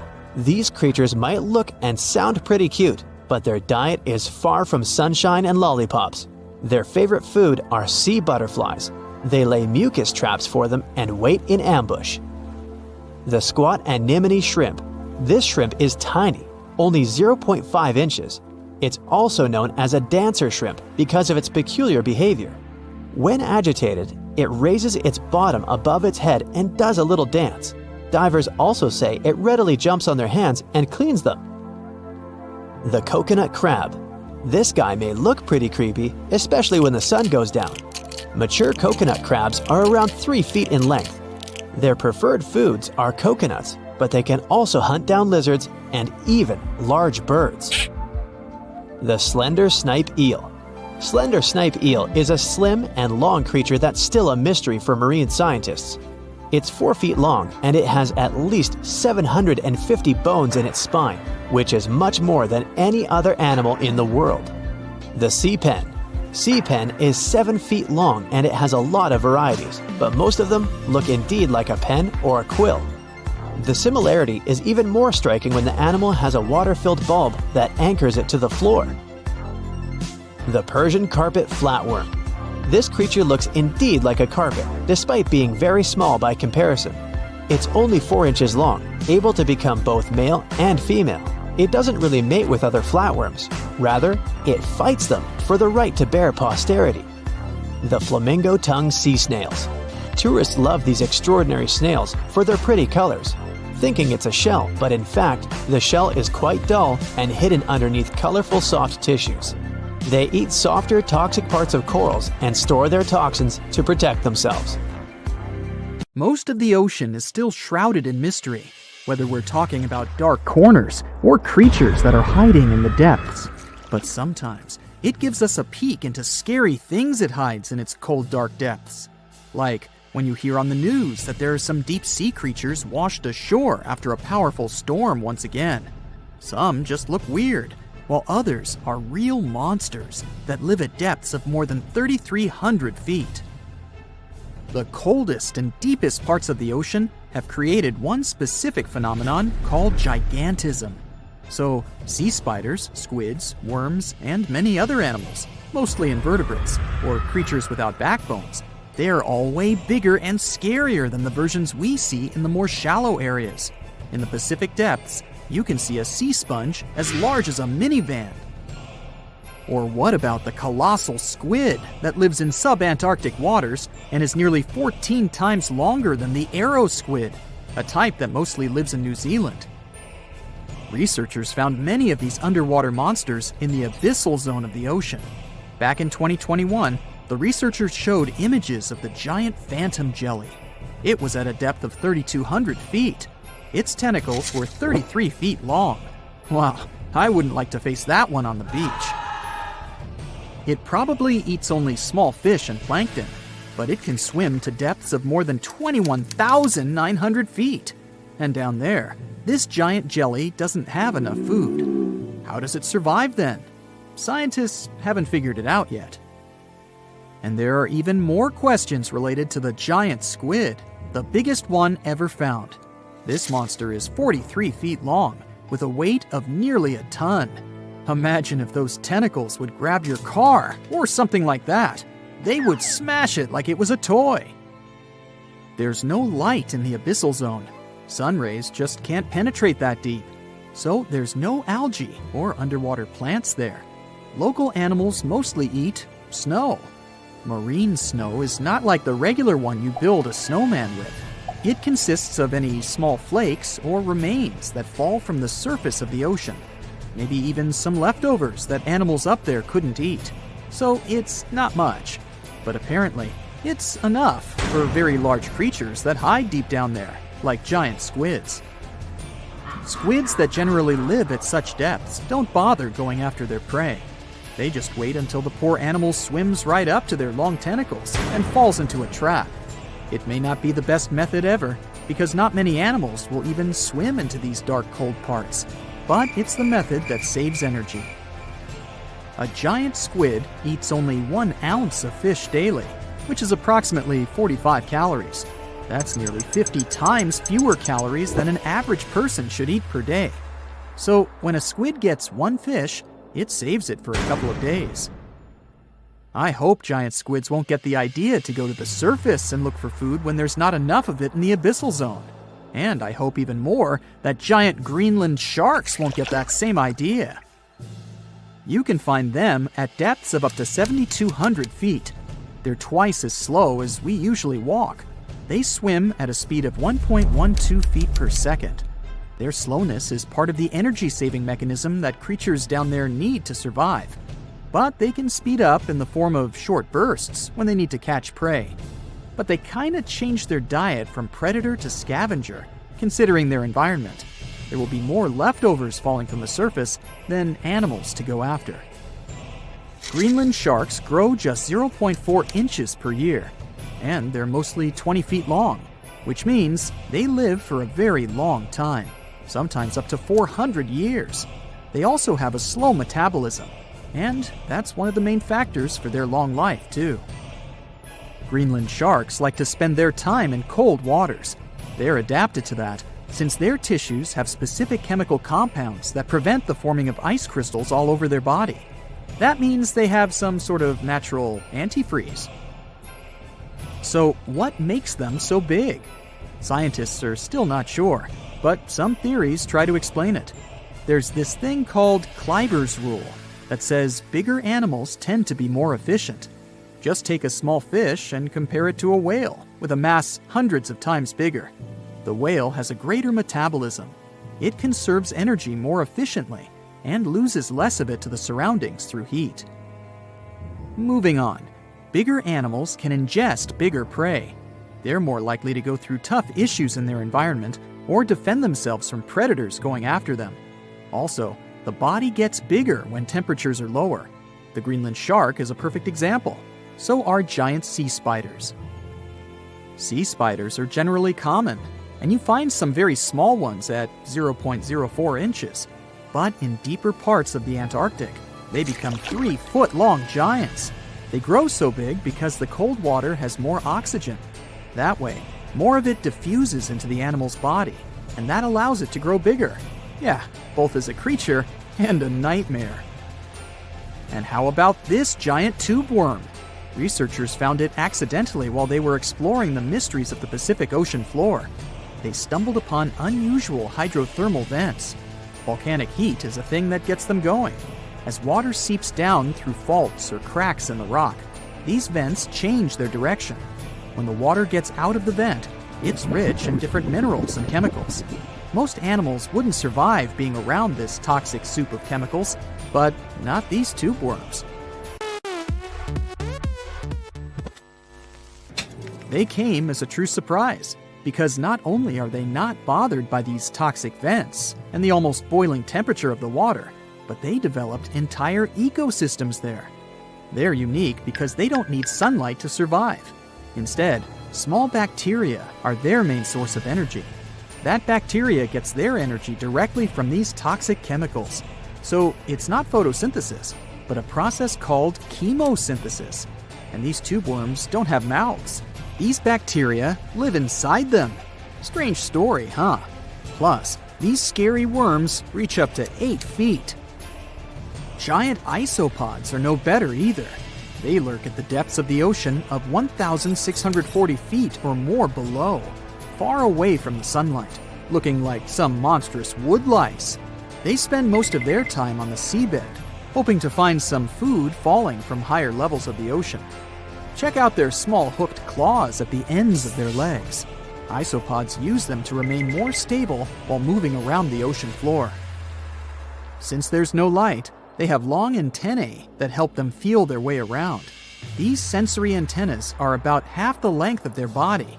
Giant isopods have pretty big eyes compared to their body size too. They can grow over 12 inches from head to tail. And these fellas are really patient. Remember how we said animals down there rarely get food?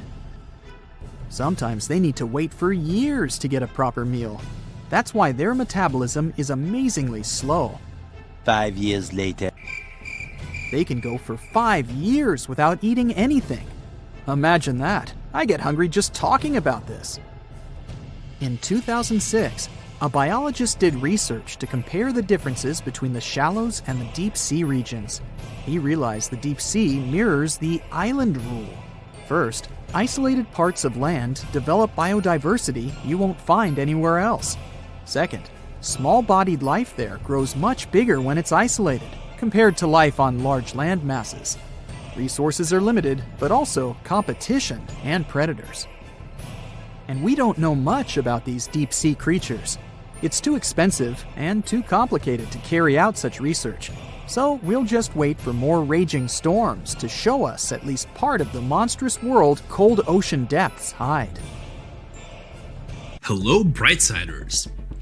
Do you know where the deepest place in the world is?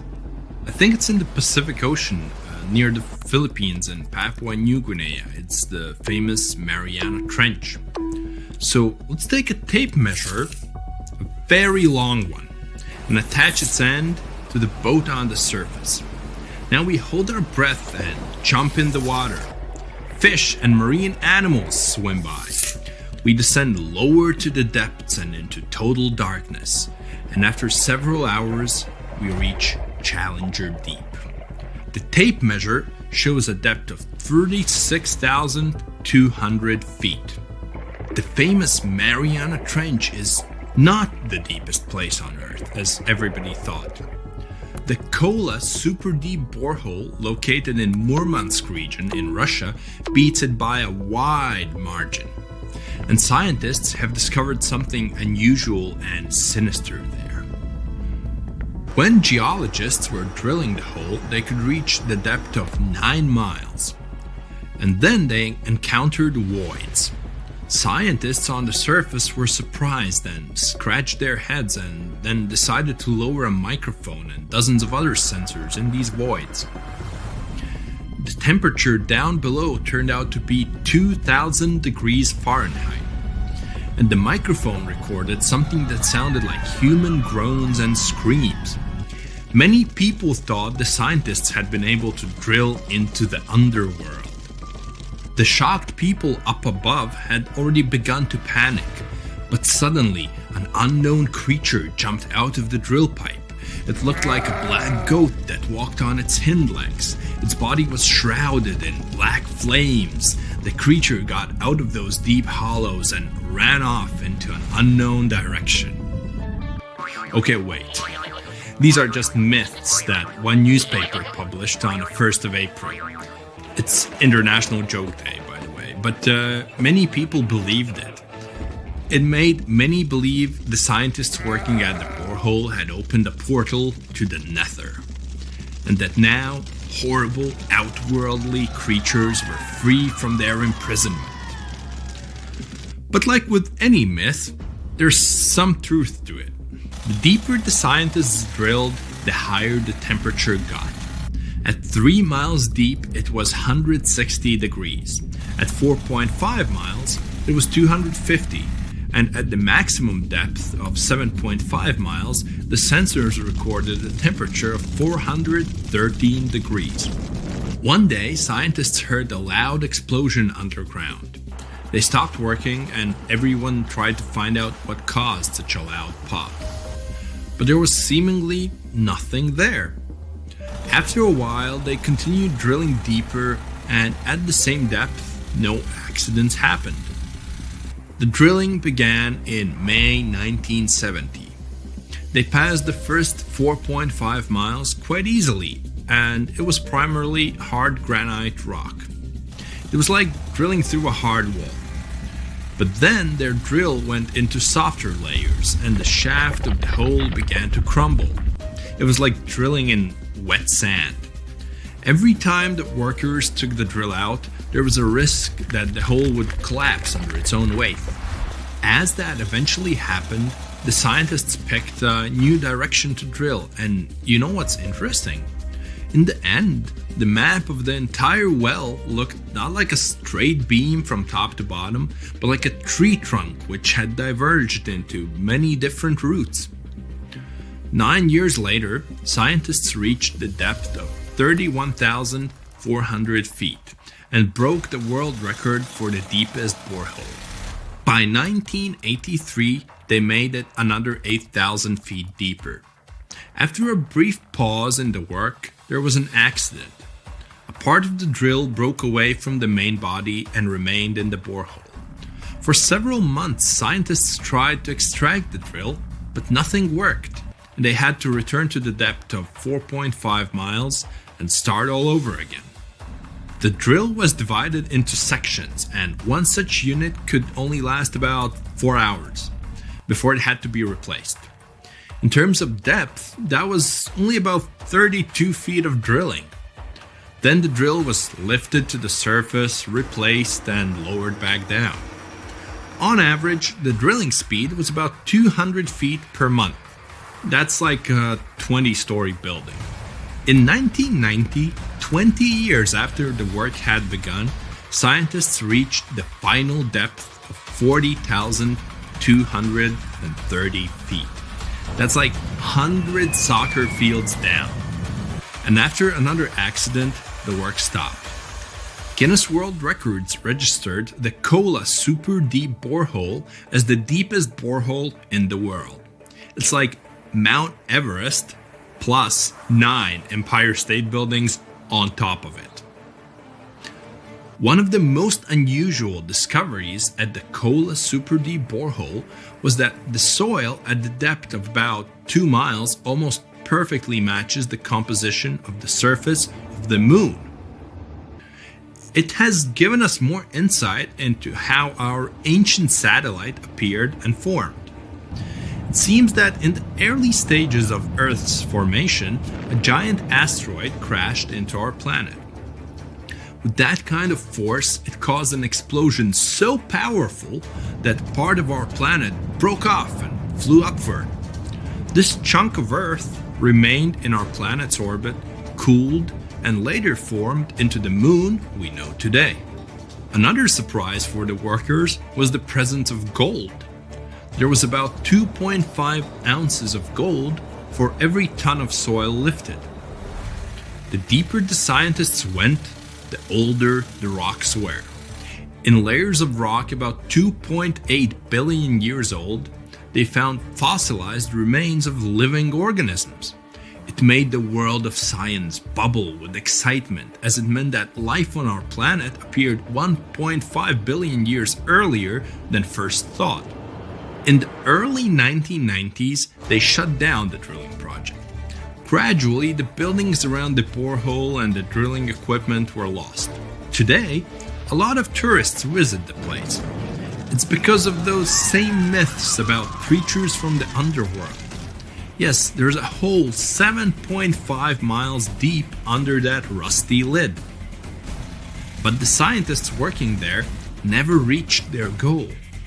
They wanted to drill into the Earth's mantle, but to do that, they would have had to dig down to a depth of about 44 miles. At 200 feet per month, it would have taken as long as 80 years. That's assuming no accidents happened. But the deeper it goes, the more interesting it gets. A few years ago, they found a massive amount of water deep underground. Somewhere up to 370 miles down, there's a substantial ocean billions of years old, and the amount of water there is several times greater than in all the oceans, seas, and rivers combined on the surface of Earth. The water there is at a scorching 2,800 degrees Fahrenheit. But because it's under a tremendous pressure, it doesn't evaporate. It's encased in a crystalline structure of minerals. This ocean was formed in the early stages of our planet's development, when there was only hot lava and debris of space bodies around. But the most exciting thing you can find by drilling is living organisms. They've been there in isolation for billions of years, and they can give us clues as to how life came into being in the first place. Scientists in Antarctica have created a similar borehole. An entire lake half the size of Lake Ontario was discovered under the thick ice. The amount of water in this lake is only 3.5 times less than in the Lake Baikal, the largest lake on Earth by volume. The ice that hides this lake is at least 20,000 years old, and the water beneath it has been isolated from the outside world for about 15 million years. While drilling, scientists lifted a chunk of ice from deep down below and found an unknown bacterium on it. Its genetic code was only 86% similar to known living organisms. That means that we've never seen bacteria like this before, or it had come from outer space. But that's just a theory. We know that these bacteria can live in unusual conditions and at water temperatures below freezing. The composition of underground lake water is also different from what we're used to. There's a lot more oxygen and carbon dioxide in it. Add to these conditions complete isolation, and we get living organisms that have developed and evolved in a completely different way. Do you understand what it means? The study of deep organisms may give us a clue as to whether life could exist beneath the ice on other planets or their moons. For example, Saturn's moon, Enceladus, has ice 24 miles thick. there may be an ocean underneath, which is heated by thermal springs. That's all for today. And guys, remember, let's become smarter every day together with Brightside. There is a place deep in the ocean where pressure is 1,000 times stronger than that we're used to at the surface. This force is enough to turn an unprotected human into dust instantly. Well, maybe more like mud. Anyway, that's why explorers need some serious preparation and equipment to survive in such extreme conditions down in the Mariana Trench. It is as wide as 20 national malls in Washington, D.C., and about 1/5 as long as the diameter of Earth. People who went all the way down describe it as a chilly, quiet, and very peaceful place. They saw a bright blanket of red and yellow rocky outcrops, and there was a whole variety of unique, small, translucent animals. The popular myth is that more people have gone to the moon than to this deepest place on Earth is not true, though. In total, 24 humans flew to the moon, and at least 27 brave souls dove down to the Mariana Trench. Most of them were explorers and not proper scientists. They just go there for the thrills and also to collect video evidence of different wildlife, geological formations, and human-made objects. Humans started traveling around space and into the ocean depths at around the same time. The first moon landing was in 1969. And the first person to go down the Challenger Deep, the deepest part of the Mariana Trench, did so in 1960. This unusual location got its name after the British ship HMS Challenger, which first located this massive drop in the ocean floor at the end of the 19th century. It would take 8 more decades before the first human went down to it. Explorers didn't manage to do it in a conventional submarine. They used a type of submersible called a bathyscaphe. The Swiss oceanographer Auguste Piccard designed his own in 1953. 7 years later, the submersible managed to do the impossible. It had reached a depth of nearly 36,000 feet. But what explorers saw was merely a fraction of the trench's full size.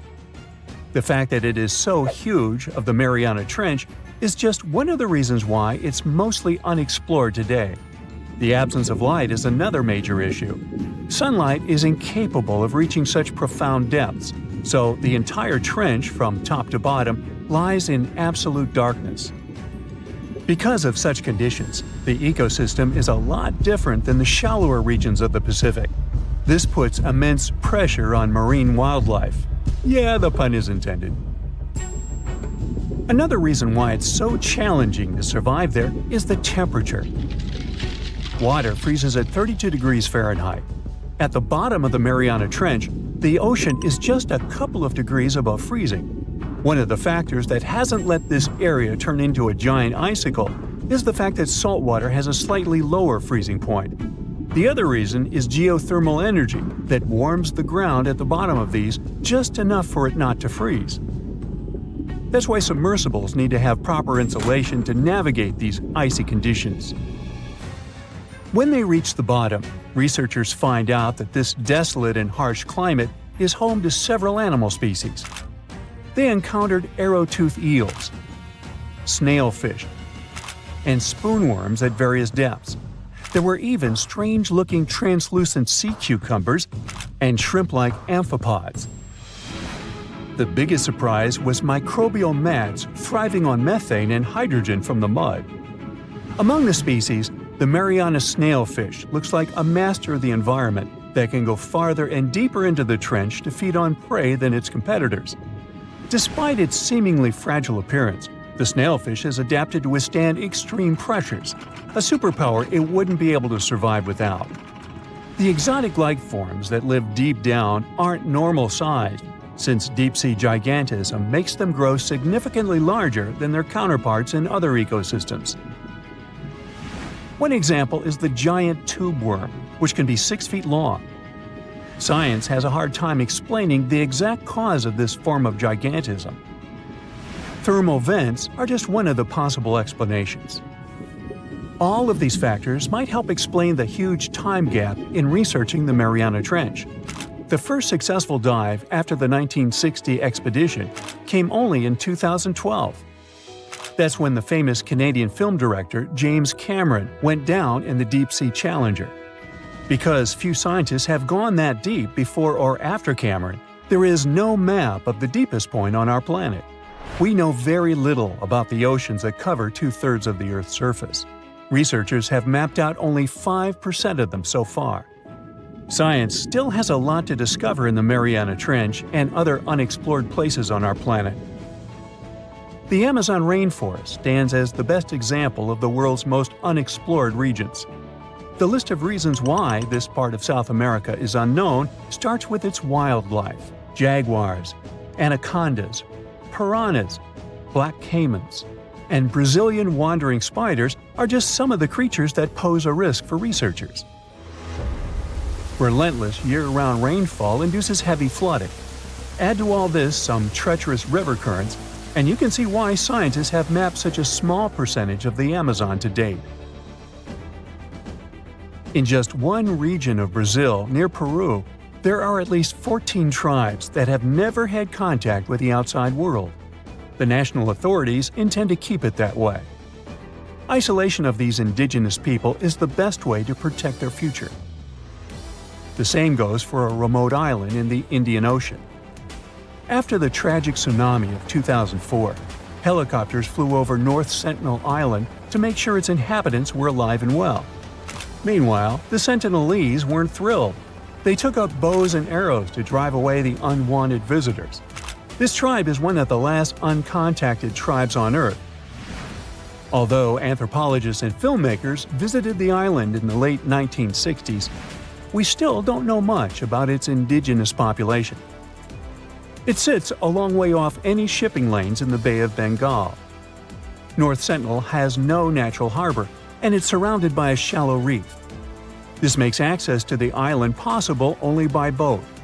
The Indian officials who lay claim to the island have prohibited outsiders from visiting the island for safety reasons. The estimates on how many people inhabit the island vary significantly, from as few as 15 to as many as 500. The island is not tiny. It's about 5 times as big as London's Heathrow Airport. Apart from occasional contact during the past 2 centuries, the Sentinelese must have been isolated for a long time. They are related to other indigenous groups in the Andaman Islands, but their neighbors cannot understand a word of their language. The continent of Antarctica has no permanent human settlements at all. The only people who periodically live there are international scientists. This vast expanse of ice and snow, roughly the size of the United States and Mexico combined, still has many regions where humans haven't set foot. Satellite imagery and photos that NASA's aircraft made from the air have mapped out the entire continent. So we know where to go, but it's not that easy. The reason for this are all the adjectives that go with Antarctica. It is the coldest, windiest, driest, and brightest of the 7 continents. This makes it virtually unlivable. More than 99% of its surface is covered with a permanent sheet of ice. Its thickness ranges from 1 mile to as many as 3 miles in some places. That's half the height of Mount Everest. Now, the Himalayan range contains the world's tallest unclimbed mountain. It is also the tallest mountain in Bhutan. In the local language, the mountain's name translates as White Peak of the 3 spiritual brothers. Out of respect for the spiritual beliefs of the local population, national authorities restricted and then completely banned mountaineering at the beginning of the 21st century. To this day, there is no evidence that any climber has ever managed to successfully reach the summit of this mysterious mountain. How heavy is the largest living snake? How can a snake eat a whale?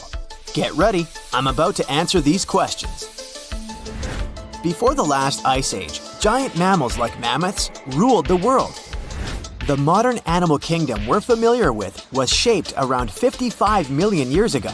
I mean, there were still 1,000-pound bear dogs living from Asia to America. But modern whales, for instance, began to appear later.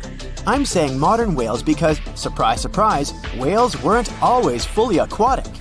the ancestors of the ocean's biggest animals once walked on dry land. They had 4 legs and lived on the coast. Now, I want to introduce you to a snake that used to eat these whales, the Paleophis, a genus of a marine snake. Scientists say it's hard to understand how big the Paleophis was due to its fragmentary fossil record. They assumed that it could have reached up to 40 feet long. Its fossils were found in different parts of the world, from England to Morocco and Virginia, USA. The Paleophis is extinct now, and sea snakes today are only about a quarter of the size this majestic creature used to be. So no need to worry about this underwater monster. But there once was an even bigger snake, the Titan boa. It was around 50 feet long and most likely weighed over a ton. It used to live in what is now known as northeastern Colombia around 60 to 58 million years ago. Scientists say that it mostly fed on fish. Another giant animal that lived in the past was the black Gigantopithecus. These primates aren't related to gorillas. They lived in the area of modern China. Some people believe that they're still alive, but so far, no one has laid eyes on them. Some people even go further and say that the stories of Bigfoot or Yeti are based on these animals.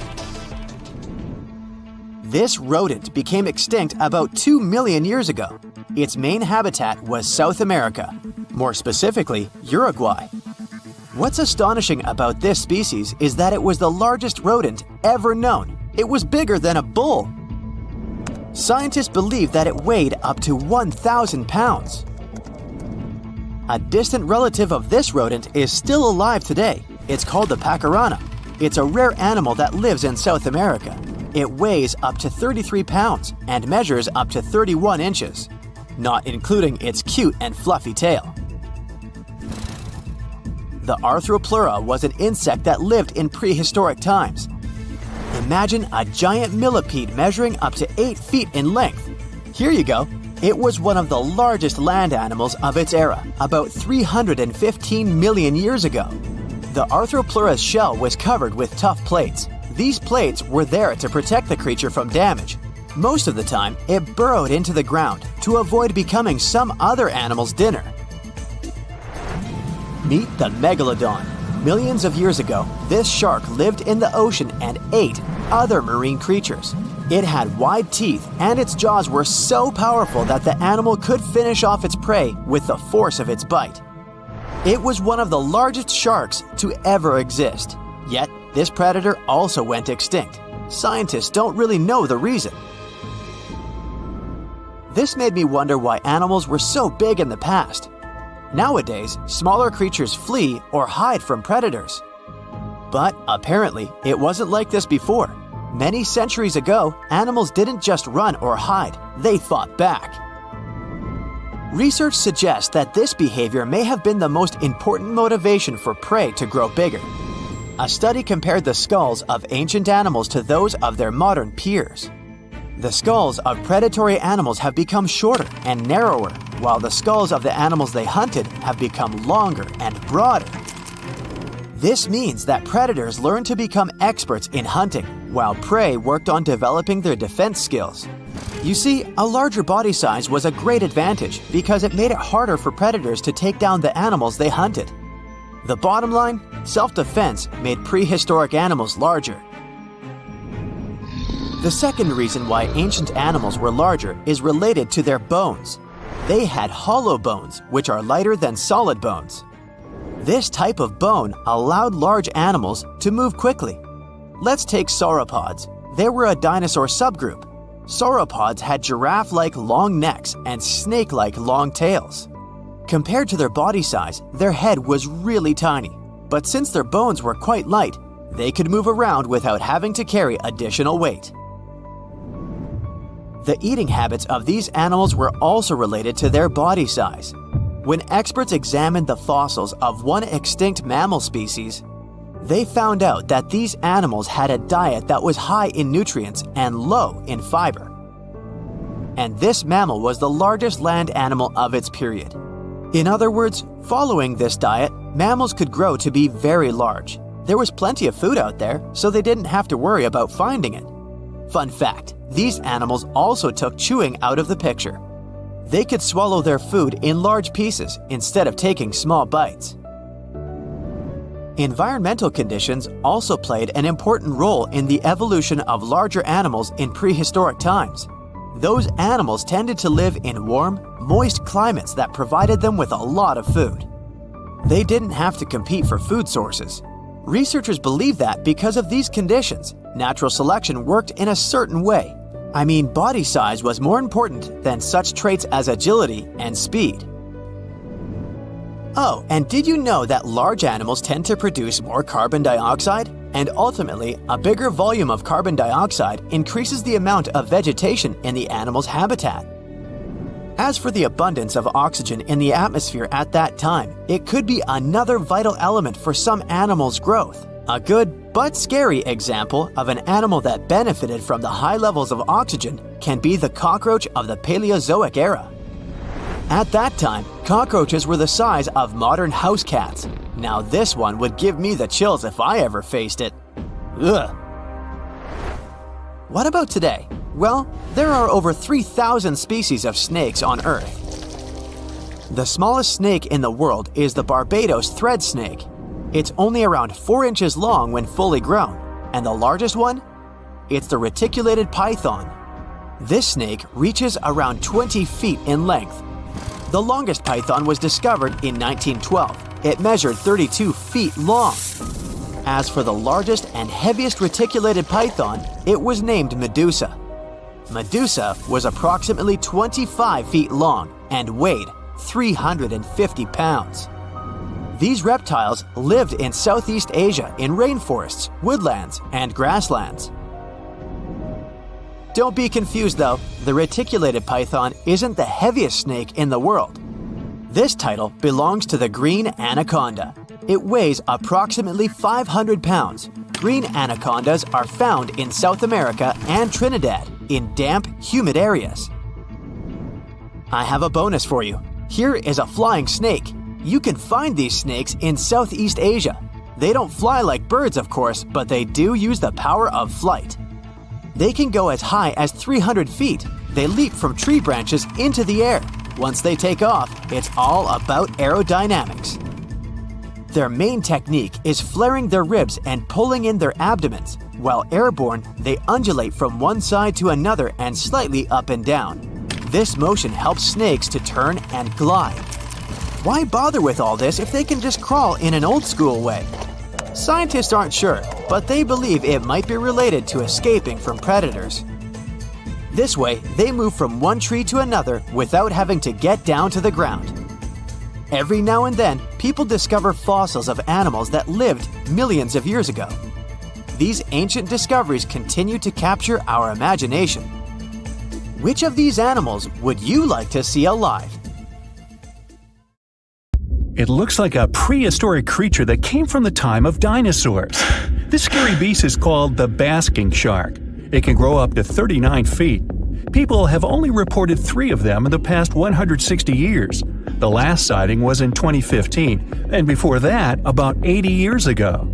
These sharks sometimes rise to the surface to filter out small animals, such as shrimps and other small crustaceans, when they want to have a nice, tasty seafood dinner. But when there isn't enough grub at the surface, they go down to the depths of almost 3,300 feet, where they tend to stay for months, which is something researchers discovered using satellite tags. Tag, you're it! Now, basking sharks like to spend their time in more temperate waters, but they can migrate long distances. They live across the globe, but in warm tropical or subtropical areas, they won't go near the surface because they're not fans of high temperatures. The lion's mane jellyfish is not that rare, but it's fascinating how large it is. It's the biggest among jellyfish species and the longest animal. Its total length can reach 120 feet. That's approximately 23 feet more than the longest blue whale scientists know about. The jellyfish has around 70 to 150 tentacles, and they all contain huge amounts of neurotoxins that can seriously harm you if you come in contact with the animal. But people don't usually come across this type of jellyfish because it rarely lives near the coast, preferring the open ocean. Generally, you can find the lion's mane jellyfish no deeper than 65 feet below the surface, where it dines on small fishes, zooplankton, and some other types of jellyfish. It uses its tentacles to catch its value male. Hey, you want fries with that? The giant phantom jelly comes out of the darkness and depths of the ocean's midnight zone. Its sun hat-shaped bell reaches over 3 feet across. This bell trails 4 ribbon-like mouth arms that can be up to 33 feet long. This quite rare creature uses its mouth arms to catch unfortunate animals swimming around and not knowing what's coming for them. Giant phantom jelly propels itself through the water with periodic pulses coming from its orange head. It glows faintly and mysteriously in the pitch-black depths. It lives across the globe in all the oceans except for the Arctic. I'm guessing it's too cold. Because of its odd shape, people often call the oarfish the dragonfish or sea serpent. It's about 26 feet long, which makes it the longest bony fish we know about, and lives at depths of 3,300 feet. Oarfish spend most of their time in the deep, dark parts of the open ocean in tropical and subtropical areas. They almost never come to the surface, unless, invited. It's a ribbon-shaped and shiny silver creature with a long red dorsal fin and red oar-like pelvic fins. Its body has no scales and is very thin. The fish can grow to a length of about 30 feet and weigh 660 pounds. Oarfish have really big eyes that help them see better in their dark, scary surroundings. The frilled shark is definitely one of the gnarliest-looking marine animals out there. If you saw it somewhere, you'd probably think you went back to the age of dinosaurs. Yup, the frilled shark is a prehistoric creature because its roots go back 80 million years. This living fossil can grow to be 7 feet long. It got its name from its frilly gills. Even though frilled sharks have the shark part in their name, they swim similar to an eel in a distinctly serpentine way. Its mouth is terrifying. Similar to the maw of the great white shark, it has 300 trident-shaped teeth lined in 25 rows. Hey, come a little closer, huh? Researchers discovered this creature in the 19th century, but people rarely see it, and no wonder. It usually lives at depths of between 390 and 4,200 feet. Most of the time, the frilled shark feeds on squid, swallowing them whole. Its long jaws allowed the frilled shark to gape extra wide and swallow animals half as long as its entire body. Goblin sharks are very rare. Researchers have spotted fewer than 50 of them in more than 120 years. But maybe that's for the best, since we're talking about a pretty scary fella with a narrow snout and sharp teeth. It's also capable of thrusting its entire jaw outward when it wants to catch something. Sounds familiar. As it's lurking through the dark depths of the ocean, a goblin shark sees a small squid that looks quite yummy. The dangerous animal inches toward the squid. When the poor creature notices the predator, it tries to dart away, but it's too late. The shark has already thrust its jaw the whole 3 inches out of its mouth. This jaw is connected to the flaps of skin the shark can unfold. This helps a lot because the goblin shark is a sluggish animal, so it's pretty hard for it to chase its food. After finishing its lunch, the goblin shark puts its jaw back in its mouth and swims away as if nothing's happened. Goblin sharks mostly live at the bottom of the ocean. Like many other shark species, they prefer swimming alone. Here's a silver-colored creature with very rough skin. That's the ocean sunfish, with a total length of almost 11 feet. Its other name is mola. The ocean sunfish is the heaviest of all bony fish out there. People sometimes call it a swimming head because of its bizarre appearance. These creatures have such a weird shape because they're born with a back fin that never actually grows. It just folds into itself as the animal matures and creates a rounded rudder. The sunfish is a bit clumsy. It moves with the help of its mighty fins that allow the animal to swim on its side. This marine inhabitant is a solitary creature. It mostly feeds on zooplankton and jellyfish. The spotted wobbegong is one of the world's rarest sharks. It grows to be more than 10 feet long. It may not look as terrifying as some of its shark relatives, but it's pretty good at catching unsuspecting animals swimming past, mostly during the night. The animal has a spiracle, which is why it can breathe while staying still at the bottom of the ocean. It's motionless most of the time, which is why you can barely notice it. Its flat body and large pelvic and pectoral fins blend in with the underwater terrain. That's why they're so good at hiding. This ability helps when these sharks want to protect themselves too. Wobbegong means carpet shark. They usually live close to the ocean floor in coral reefs, on sandy bottoms, and under piers. People have even spotted the shark in the water that is barely deep enough to cover its flattened body. Now, blobfish lack teeth and bones, so they can't actively hunt. Since they don't have much muscle mass, they can barely move around. Hey, I had a roommate like that once. They get their energy from animals they scoop up from the seafloor. They also know how to conserve this energy. That's how it usually goes with deep-sea creatures. They don't have as much food as those animals that swim closer to the surface. Instead, they have special body mechanisms that allow them to save energy for the times when they don't have much to eat. Pressure at the depths where the blobfish lives is 120 times as high as that at the surface. That's why the bizarre creature looks like a weird gelatinous mass only when you bring it up to the surface. The pressure here is not strong enough to keep its body together. Hey, breaking up is hard to do. The white margin stargazer could compete with the blobfish for the title of the ugliest animal in the sea, don't you think? Now, this animal has eyes on the top of its head, together with an upward-facing mouth which the creature uses to hide itself in the sand. That's where it spends most of its time, with only its eyes protruding from the sand. It chills this way until some small animal passes by. It can lunge at its target incredibly quickly, literally within milliseconds. This creates a vacuum in the water that pulls in a crab, fish, or some other small, unfortunate animal. Another tactic involves venom. This fish has a venomous spine in its shoulder blade that helps with catching other animals and defending itself against enemies. Even though it's not related to the electric eel, the white margin stargazer can generate an electric shock as powerful as 50 volts. Ow! The deep sea is not all about singing mermaids and dancing crabs. It's actually filled with monster-like creatures that'll give you nightmares. So, if you're ready to meet them, grab your scuba gear and let's dive into the deep, mysterious waters to discover their fascinating and scary world. With its menacing appearance, one could call this fishy the vampire of the sea. Well, named for their disproportionately large, razor-sharp fangs protruding from their mouth, fangtoothoths are actually quite small and harmless to humans. These choppers are actually more for catching prey than causing trouble, so there's no need to panic if you see one. And you'll be even more relieved to know that it's kind of unlikely for you to come across a fangtooth, since they are among the deepest living fish. A regular day in the life of a fangtooth looks like this.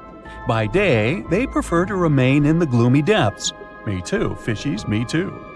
It's only towards the evening that they migrate toward the surface to have a feast under starlight. Ah, how romantic. And by daybreak, they return to the deep. What a chill schedule, am I right? So, as you can tell from their daily routine, fangtooths are among the more active deep-sea fishes.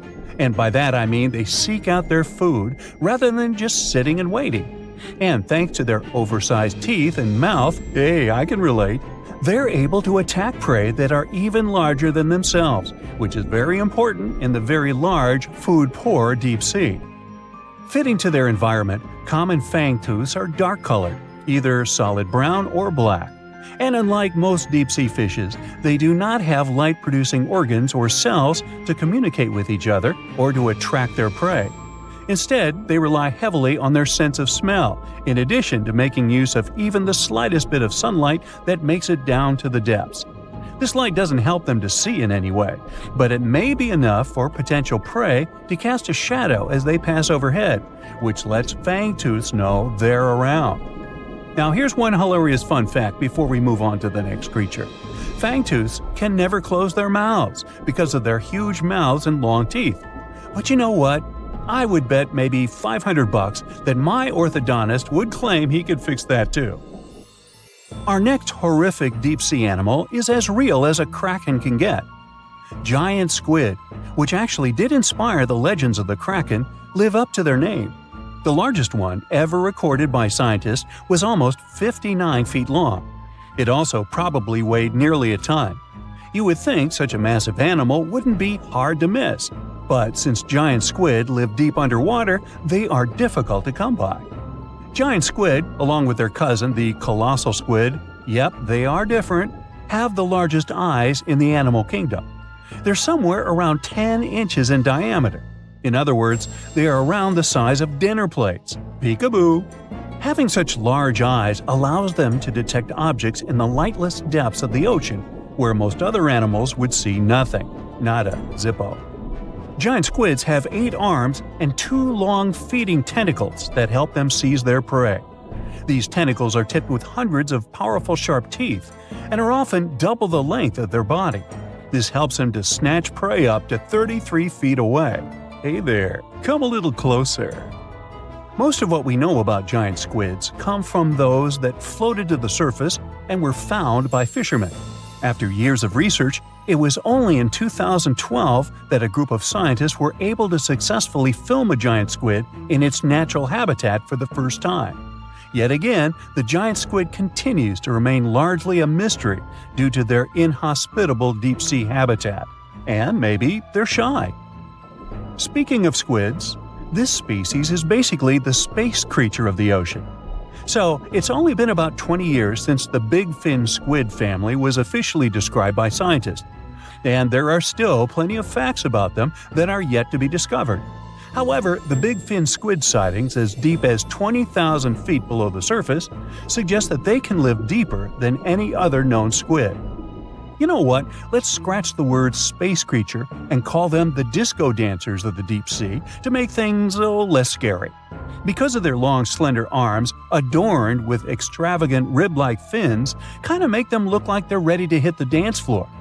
Anyway, these boogie arms and tentacles are estimated to max out at just under 30 feet. Aside from the estimations though, the largest known big-fin squid was actually 21 feet long, with 20 feet of that being its arms and tentacles. How exactly a big-fin squid uses them is still unknown, but scientists think they like to use them to trap prey that bump into them as they hang down in the water below their body or drag along the seafloor. There are only around a dozen confirmed big fin squid sightings worldwide, so you can just relax, because the chances of you getting hugged by a big fin squid are close to impossible. But I can't guarantee anything regarding your nightmares. Now, these are not one of your regular Jaws sharks. Let's start with the most strange fact about a frilled shark. It's considered a living fossil because of its primitive anatomic traits. That actually makes more sense once you learn that this species has been around for 80-some million years. So I have both good news and bad news. Frilled sharks live in the open ocean and spend much of their time in deep, dark waters far below the surface. However, they do feed at the surface of the ocean at night. When hunting food, they move like an eel, bending and lunging to capture their prey. And they can actually swallow it as whole, even if it is larger than their own size. This is all thanks to their long and flexible jaws, which are equipped with 300 recurved needle-like teeth. Okay, I am somewhat freaked out now. Unlike the rest of the deep-sea creatures I've talked about, frilled sharks might sometimes accidentally get caught in nets. So if fishing is your thing, beware. This telescope won't help you see the stars and the planets. With its protruding eyes and elongated body, this little swimmer looks like it's wearing a pair of underwater binoculars, hence the name the telescope fish. Found in cold, deep tropical to subtropical waters worldwide, they're known to be the species that undergoes one of the most drastic transformations in fishes. When the first larva was described in 1954, it was believed to be a new species rather than the larva of a telescope fish that were known to science since 1901. Despite the fact that they are only around 6 to 8 inches long, they're able to latch onto snacks that are bigger than their own size. That is thanks to their massive and highly stretching jaws, making up most of the size of their head. These large prey are then folded in half to fit in their expandable stomach. In 1925, scientists found a 5.5-inch long fish inside the stomach of a 3-inch long telescope fish, which they described as neatly folded. Despite all this, Their cylindrical, tube-shaped eyes are still the most fascinating and bizarre features of telescope fishes. Their specific shape increases light collection to help them detect their prey's weak bioluminescence even from a distance.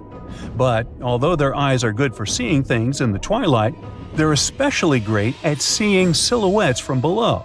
That's why they orient themselves vertically in the water.